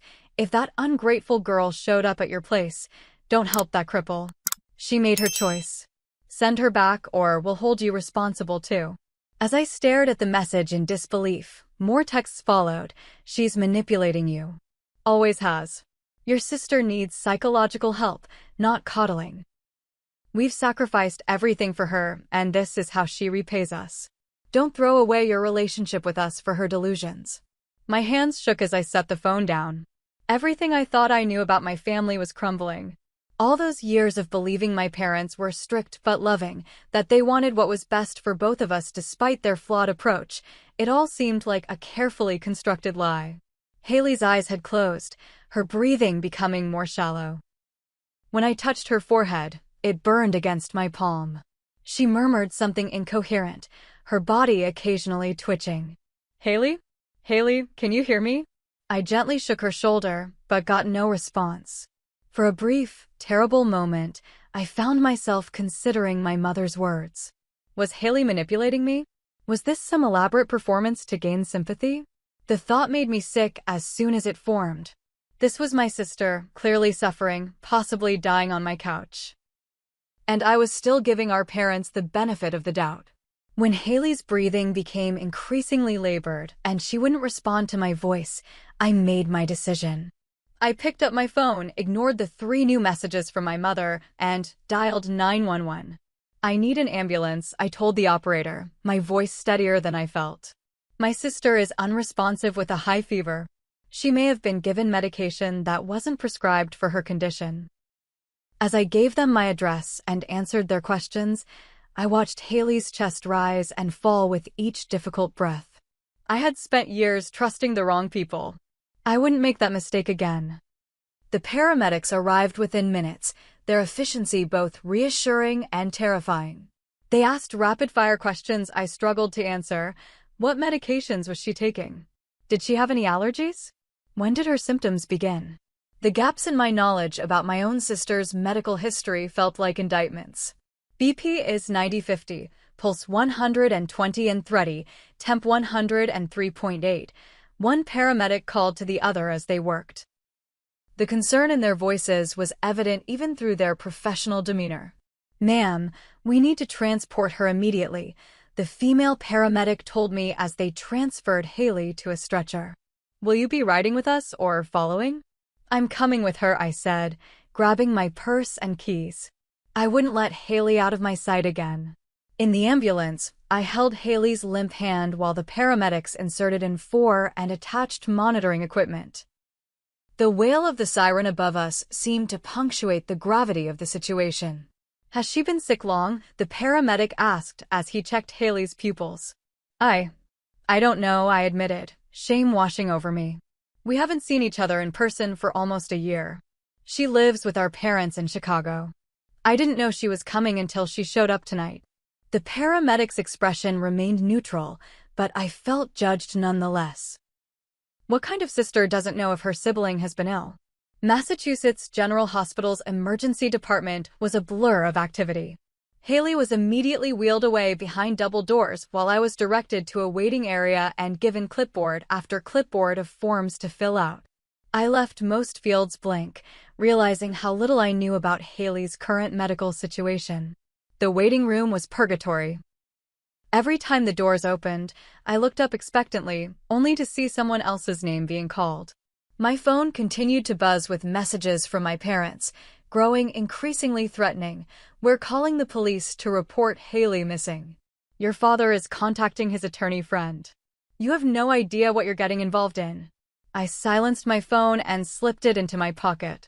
3 hours into waiting, exhaustion and anxiety collided. I found myself staring at a children's show playing on the waiting room TV, memories flooding back unbidden.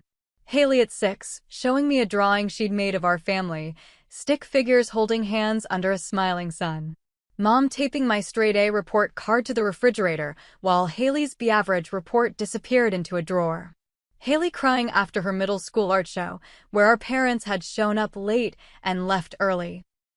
Me at my high school graduation, the center of attention, while Haley quietly took photos from the sidelines.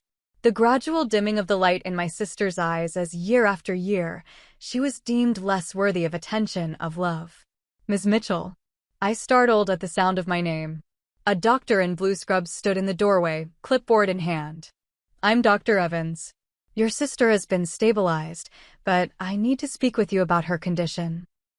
He led me to a small consultation room and closed the door before sitting across from me. His expression was grave.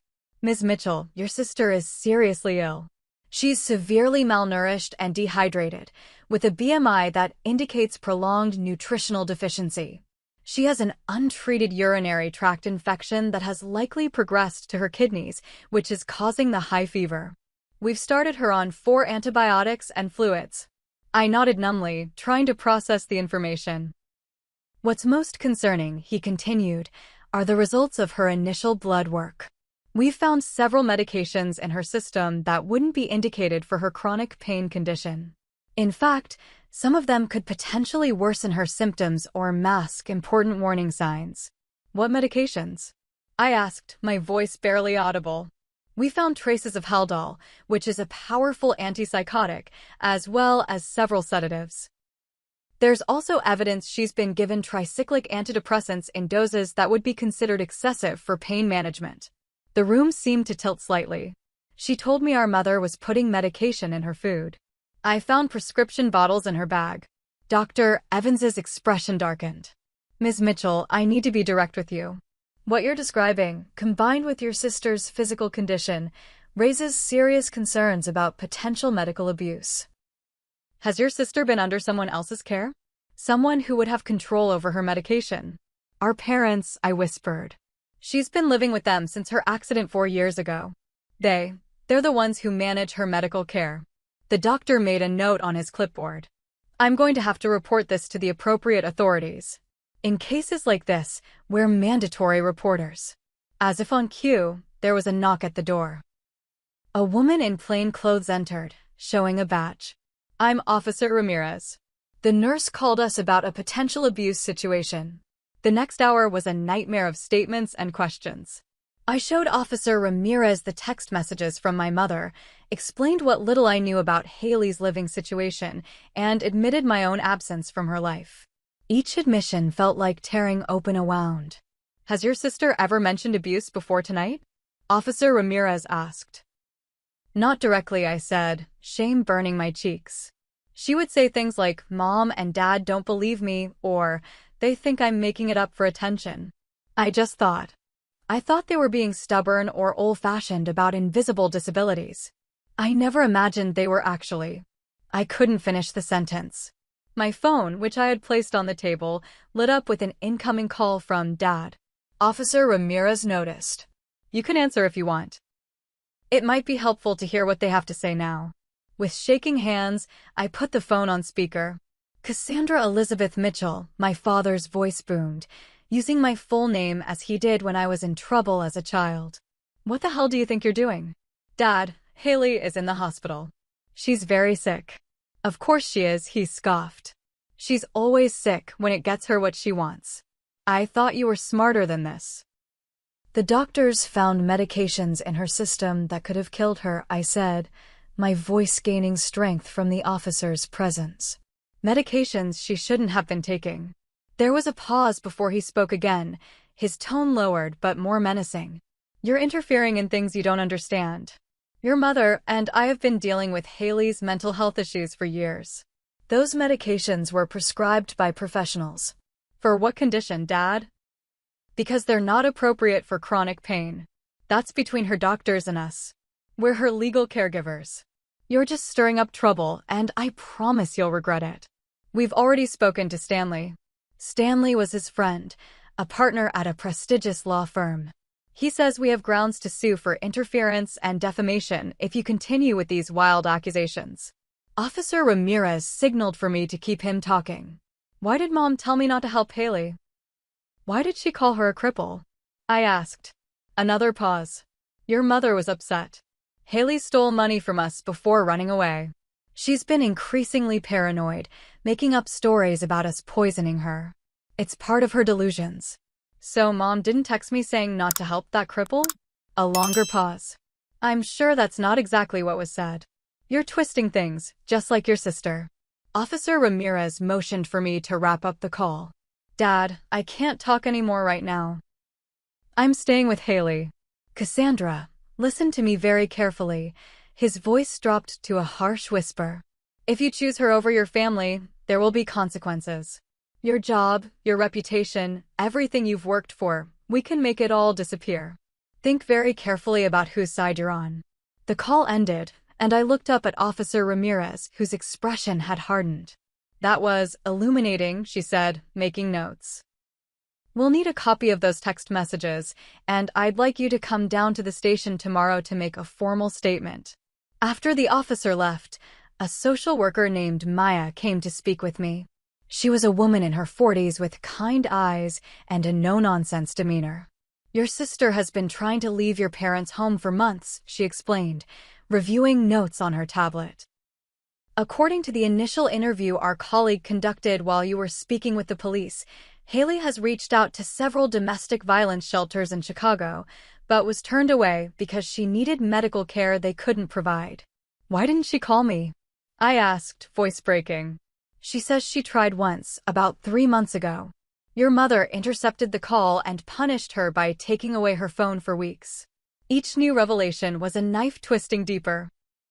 Maya explained that the medical evidence strongly suggested systematic neglect and possibly intentional harm through inappropriate medication.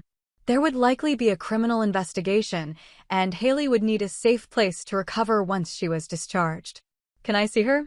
I asked after absorbing as much as I could. Maya led me to Haley's room in the general medical ward. My sister looked tiny in the hospital bed, surrounded by machines and 4 bags. Her arms, now exposed in the hospital gown, showed the unmistakable signs of someone who had lost weight too rapidly, skin slightly loose around once fuller limbs, faint stretch marks indicating previous better nourishment. Her eyes fluttered open as I approached the bed. "Cass," she whispered, her voice raspy. "You're still here?" "Of course I am," I said, carefully taking her hand, mindful of the four. "I'm not going anywhere." A tear slipped down her cheek. "Thank you for believing me," she whispered. "No one else did." I leaned forward, pressing my forehead gently against hers. "I believe you now, and I'm so sorry it took me this long. I promise, Haley, I won't let anyone hurt you again." Her fingers tightened weakly around mine, a ghost of the strong grip she once had. In that moment, I made a silent vow to protect my sister, regardless of the consequences my father had threatened. Some things were worth losing everything for. Morning came with harsh fluorescent lights and the steady beeping of Haley's monitors. I had dozed off in the visitor's chair, my neck stiff and my mouth dry. A nurse was checking Haley's vitals, moving efficiently but gently to avoid waking her. "How is she?" I whispered. "Fever's down to 101, the nurse replied quietly. "Doctor will be by on rounds in about an hour." I nodded my thanks, stretching to ease my cramped muscles. My phone showed 17 missed calls and 29 text messages, most from my parents, but some from unknown numbers. I ignored them all and went to find coffee. When I returned, voices from Haley's room made me pause in the hallway. Absolutely devastated when we realized where she'd gone. My mother's voice, thick with what sounded like tears. "We've been so worried." I froze, coffee forgotten in my hand. They were here. I pushed the door open to find my parents standing at Haley's bedside. My mother was dressed impeccably as always, not a hair out of place despite the supposedly emergency trip from Chicago. My father stood beside her in his customary business attire, hand resting possessively on the bed rail near Haley's arm. Haley herself was awake but silent, her body visibly tense, eyes wide with what I now recognized as fear. "Cassandra," my mother turned to me, tears welling in her perfectly made-up eyes. "Thank God you're here. We've been so worried about both of you." The performance was flawless, concerned parents rushing to their daughter's bedside. But something had changed in me overnight. I could see the coldness behind my mother's tears, the calculation in my father's seemingly worried expression. "What are you doing here?" I asked, setting my coffee down and moving to Haley's other side, placing myself between her and our father. "What kind of question is that?" my father replied, affronted. "Our daughter is in the hospital 3 states away. Of course we came immediately. After telling me not to help her? After calling her a cripple?" I challenged. My mother's face shifted subtly, the concerned expression faltering for just a moment. "I was upset, Cassandra. You know how Haley can be. She's been increasingly paranoid lately, accusing us of terrible things." I pulled out my phone, opened the text messages. "Should I read these to the doctor?" "To the police officer who took my statement last night." My father stepped forward, lowering his voice. "Put that away. This is a family matter, not something for strangers to get involved in." It stopped being just a family matter when Haley showed up at my door malnourished and drugged, I said, surprised by the steadiness in my voice. "You have no idea what we've been dealing with," my mother hissed, the facade of tears evaporating. "The constant demands, the attention-seeking, the manipulation. She's been tearing our family apart for years with her so-called disability." Haley flinched at her words, but remained silent, eyes darting between us. "Mr. and Mrs. Mitchell?" A new voice entered the conversation as Dr. Evans stepped into the room, accompanied by a different nurse. "I'm Dr. Evans, your daughter's attending physician." My parents immediately pivoted, composing their features into masks of parental concern. "Doctor, thank you so much for taking care of our Haley," my mother said warmly. "We've been beside ourselves with worry. When will she be able to travel back home with us? We want to get her back to her regular doctors in Chicago. Dr." Evans glanced at me, then at Haley, whose heart rate monitor had begun beeping more rapidly. "Actually, I'd like to discuss Haley's treatment plan privately with you," he said to my parents. Perhaps we could step into the consultation room? Of course, my father agreed smoothly. Cassandra, you'll stay with Haley? It wasn't really a question, but I nodded anyway. As they followed Dr. Evans out, my father turned back to give me a warning look that I recognized from childhood.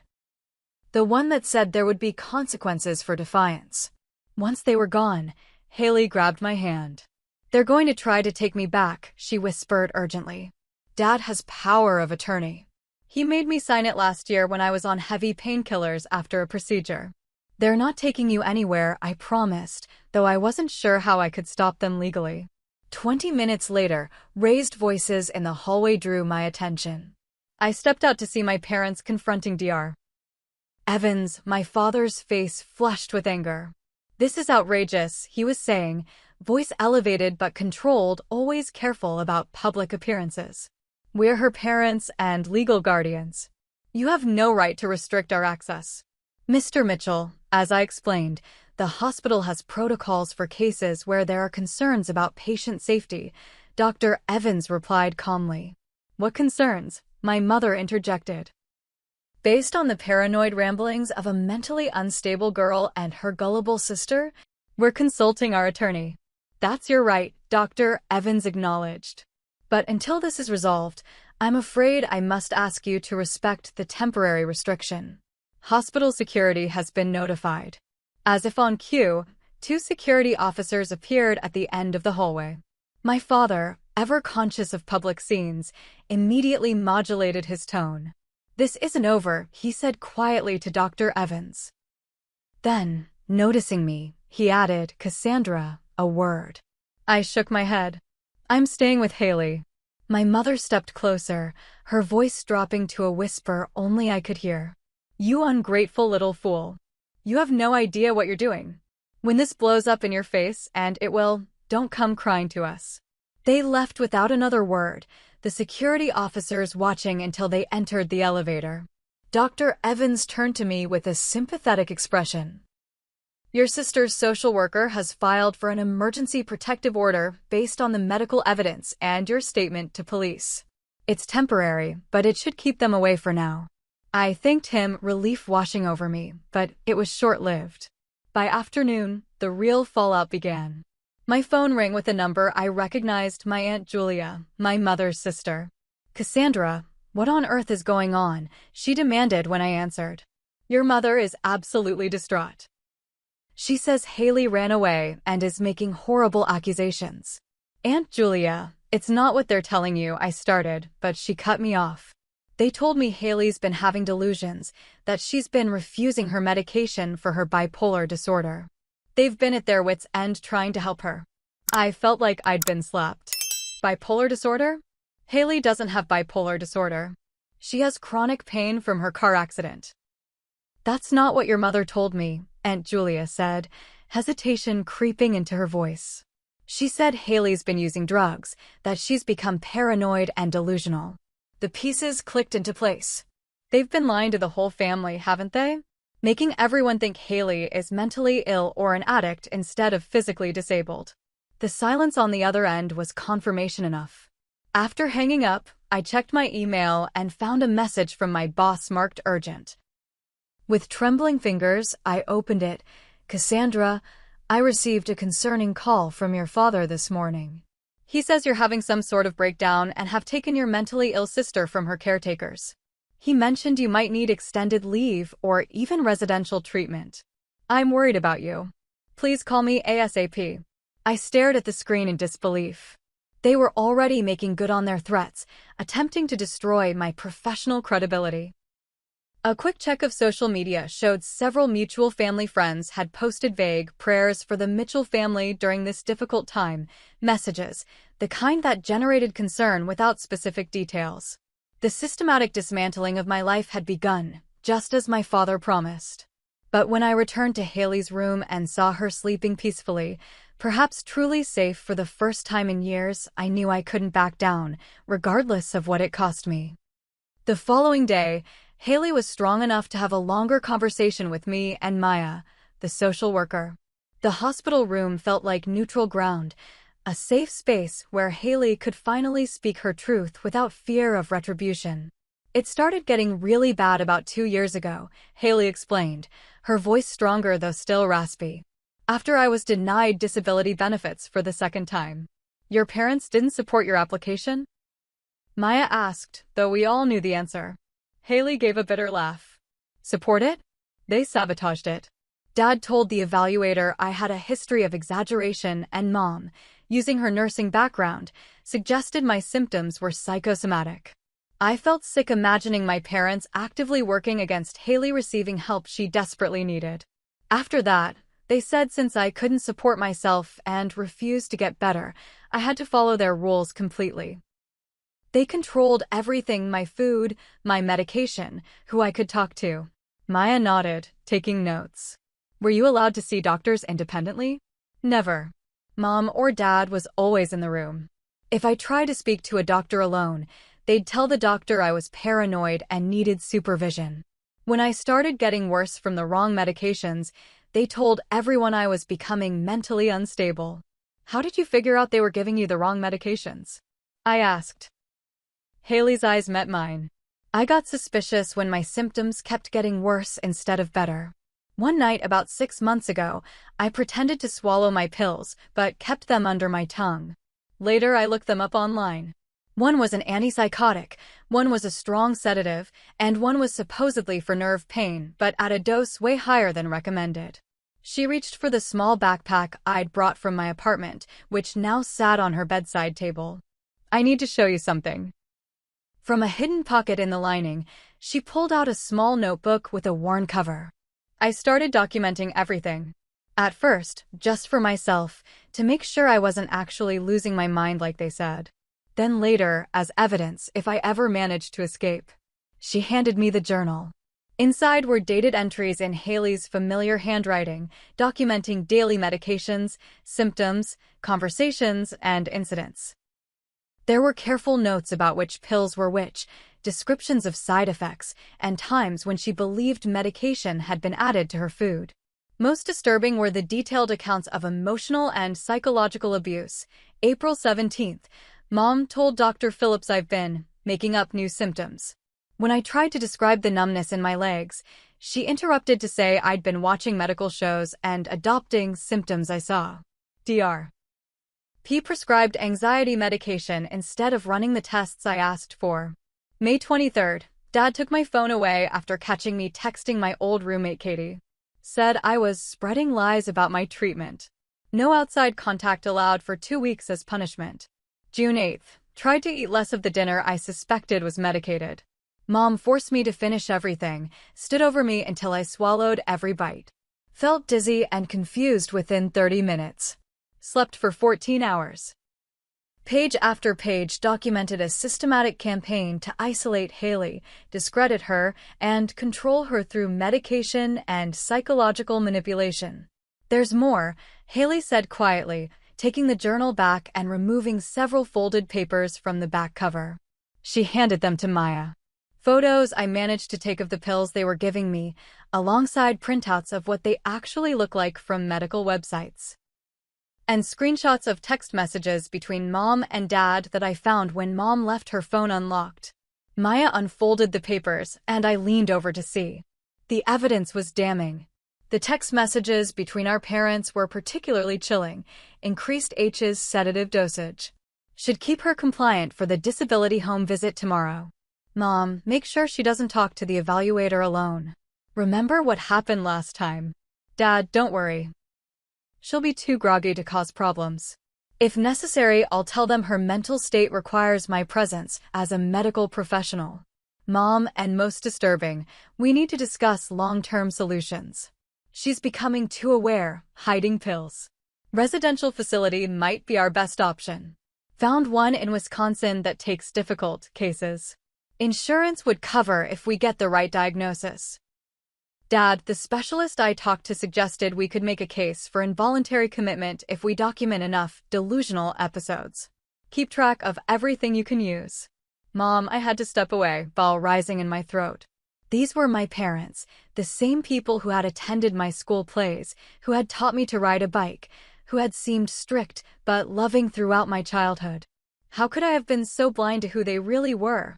Cassandra, Haley called softly. I don't blame you for not knowing. They were careful to keep the worst of it hidden from everyone. I returned to her bedside, tears streaming down my face. I should have seen it. I should have protected you. I abandoned you. They fooled everyone, Haley insisted. My doctors, our family, even me sometimes. I started to believe I really was crazy, that the pain was in my head. They're expert manipulators. Maya reviewed the evidence carefully. This appears to be a clear case of medical abuse and potential financial exploitation. Haley, did your parents have access to your finances? Haley nodded. They controlled everything. Dad set up a joint account when I moved back home after the accident. My disability checks went straight there. Disability checks? I asked, confused. I thought you were denied benefits. I was initially, Haley explained. But I reapplied with help from a patient advocate I met at physical therapy. I was approved about a year ago. Dad said he was managing the money for me, saving it for when I really needed it. I never saw any of it. Maya made a note.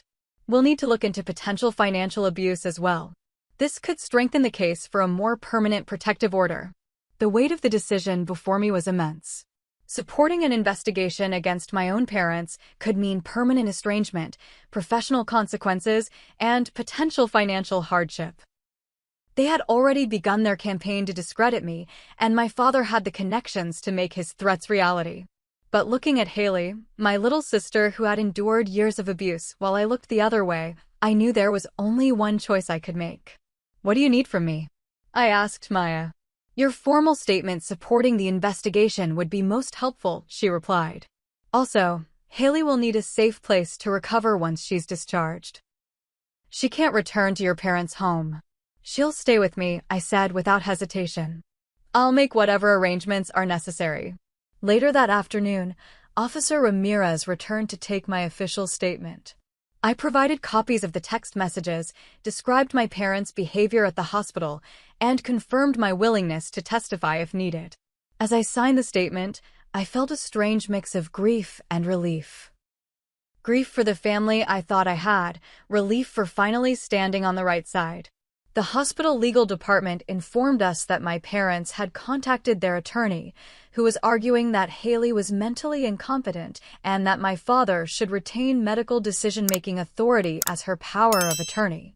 We filed an emergency petition to have the power of attorney temporarily suspended based on the evidence of potential abuse, the hospital's patient advocate explained. The judge granted a temporary restraining order preventing your parents from making medical decisions or having contact with Haley until the hearing next week. It was a small victory, but an important one. That night, as Haley slept, I sat by her window watching the Boston skyline glitter in the darkness. My phone contained dozens of missed calls and messages from family members and friends, many of them clearly influenced by whatever story my parents were spreading. I scrolled through them, noting who was asking questions and who had already taken sides. My cousin Michael had sent a simple text, "I don't know what's happening, but I'm here if you need to talk." My childhood friend Stephanie was less open-minded. "How could you accuse your parents of such terrible things? They've always been so good to you girls." The division was beginning, just as I'd feared. But with each piece of evidence, each medical confirmation of Haley's mistreatment, my resolve strengthened. Some relationships were worth sacrificing to protect what truly mattered. As I watched my sister's chest rise and fall in peaceful sleep, perhaps the first truly safe sleep she'd had in years, I knew I had made the right choice. The next 2 weeks passed in a blur of medical appointments, legal consultations, and preparations for Haley's discharge. I took emergency family leave from work, grateful that my immediate supervisor believed me despite my parents' attempts to undermine my credibility. "Take the time you need," Roger had told me after I explained the situation. "Your sister comes first. The team can handle the Henderson project." Haley was released to my care on a crisp Tuesday morning. The drive to my apartment was quiet, Haley gazing out the window at the Boston streets, as if seeing freedom for the first time. "It's weird," she said finally, "to go somewhere without having to ask permission or worry about punishment." My heart broke a little more at her words. We had a long road ahead of us. The first specialist appointment came 2 days later. Dr. Krishnan, a rheumatologist specializing in chronic pain conditions, spent nearly 2 hours with Haley, reviewing her medical history and conducting a thorough examination. "Your original diagnosis was correct," she confirmed, her kind eyes meeting Haley's. "You have chronic pain syndrome resulting from your accident, complicated by some nerve damage that wasn't properly addressed at the time. The good news is, there are treatments that can help manage your symptoms effectively." Haley started to cry. Years of being told her pain wasn't real finally countered by professional validation. "The bad news, Dr. Krishnan continued gently, is that some of the inappropriate medications you were given may have worsened certain aspects of your condition. And the malnutrition certainly didn't help. But," she added with determination, "we can work with that. It's not too late to improve your quality of life significantly." For the first time in years, Haley had a proper treatment plan created by doctors who believed her. Physical therapy twice weekly. Appropriate pain management with non-addictive medications. Nutritional counseling to address the malnutrition. Trauma therapy to process the psychological abuse. While Haley focused on her health, I handled the practical and legal aspects of our new reality. My one-bedroom apartment wasn't ideal for 2 people, especially with Haley's mobility issues. I rearranged furniture, installed grab bars in the bathroom, and researched accessibility options we could implement without violating my lease agreement. The financial strain was considerable. My savings were quickly depleted by medical copays, legal consultations, and additional household expenses. The irony wasn't lost on me that somewhere in Chicago, my father was likely controlling a bank account with Haley's disability payments, money that should have been supporting her care all along. The legal process moved forward in both Massachusetts and Illinois. A court date was set to determine whether criminal charges would be filed against our parents. The temporary restraining order was extended, and our parents' attempts to have Haley declared incompetent were rejected based on evaluations from her new medical team. Throughout it all, the family fracture widened. Some relatives, like Aunt Julia, initially sided with our parents, but became uncertain as more evidence emerged. Others, particularly on my father's side, closed ranks around them without question. Childhood friends took sides, social media became a battlefield, and my parents' campaign to discredit us grew increasingly desperate. "They're saying I kidnapped you," I told Haley one evening as we ate takeout on my small balcony. Dad's friend at the Chicago Tribune ran a story about mental health advocacy that basically painted them as martyrs dealing with a troubled daughter. Haley pushed her food around her plate. "Are you sorry? For helping me, I mean. Your life was perfect before I showed up." I set down my fork and took her hand. "My life wasn't perfect, Haley. It was built on lies and complicity. I'm not sorry for a second, not 1 second, that you came to me." A week later, we received an unexpected ally. Dr. Lawrence, a neurologist who had treated Haley briefly after her accident, contacted Haley's new medical team. "I always had concerns about your parents' involvement in your care," he admitted during a conference call. "They would interrupt you during appointments, answer questions directed to you, and seemed overly insistent on certain medications while rejecting others. I made notes in your file, but when I suggested you come alone to your next appointment, they never brought you back." His testimony strengthened the case against our parents substantially. The hardest moments came at night, when the apartment was quiet and the weight of everything settled upon us. Haley still had nightmares, often waking in panic, unsure of where she was. I would sit with her, reminding her she was safe, that no one could force pills down her throat or lock her in her room anymore. And I had my own demons to face, guilt that threatened to consume me in unguarded moments. How had I not seen what was happening? How had I accepted our parents' explanations so easily? How many times had Haley tried to reach out to me in coded ways that I had missed? "We need to talk about the hearing next week," I said to Haley one morning as she did her physical therapy exercises in the living room. "They'll be there, and you'll have to see them for the first time since the hospital. Are you ready for that?" Haley's hands trembled slightly as she gripped her resistance band. "I don't know," she admitted. The thought of being in the same room with them makes me feel like I can't breathe. What if I freeze? What if I can't tell my story? I knelt beside her exercise mat. You won't be alone. I'll be there, Maya will be there, our attorney will be there. And Haley, I squeezed her shoulder gently, you're the strongest person I know. You survived years of what they did to you. You can survive telling your truth for a few hours. Her eyes met mine, fear gradually giving way to determination. Promise you won't leave me alone with them? Not even for a minute. I promise, I said. You're not facing them alone this time. Or ever again, I silently added. 6 months after that terrifying night when Haley collapsed at my door, we sat together on the newly installed window seat in our apartment. Yes, our apartment now, as we decided to make the living arrangement permanent.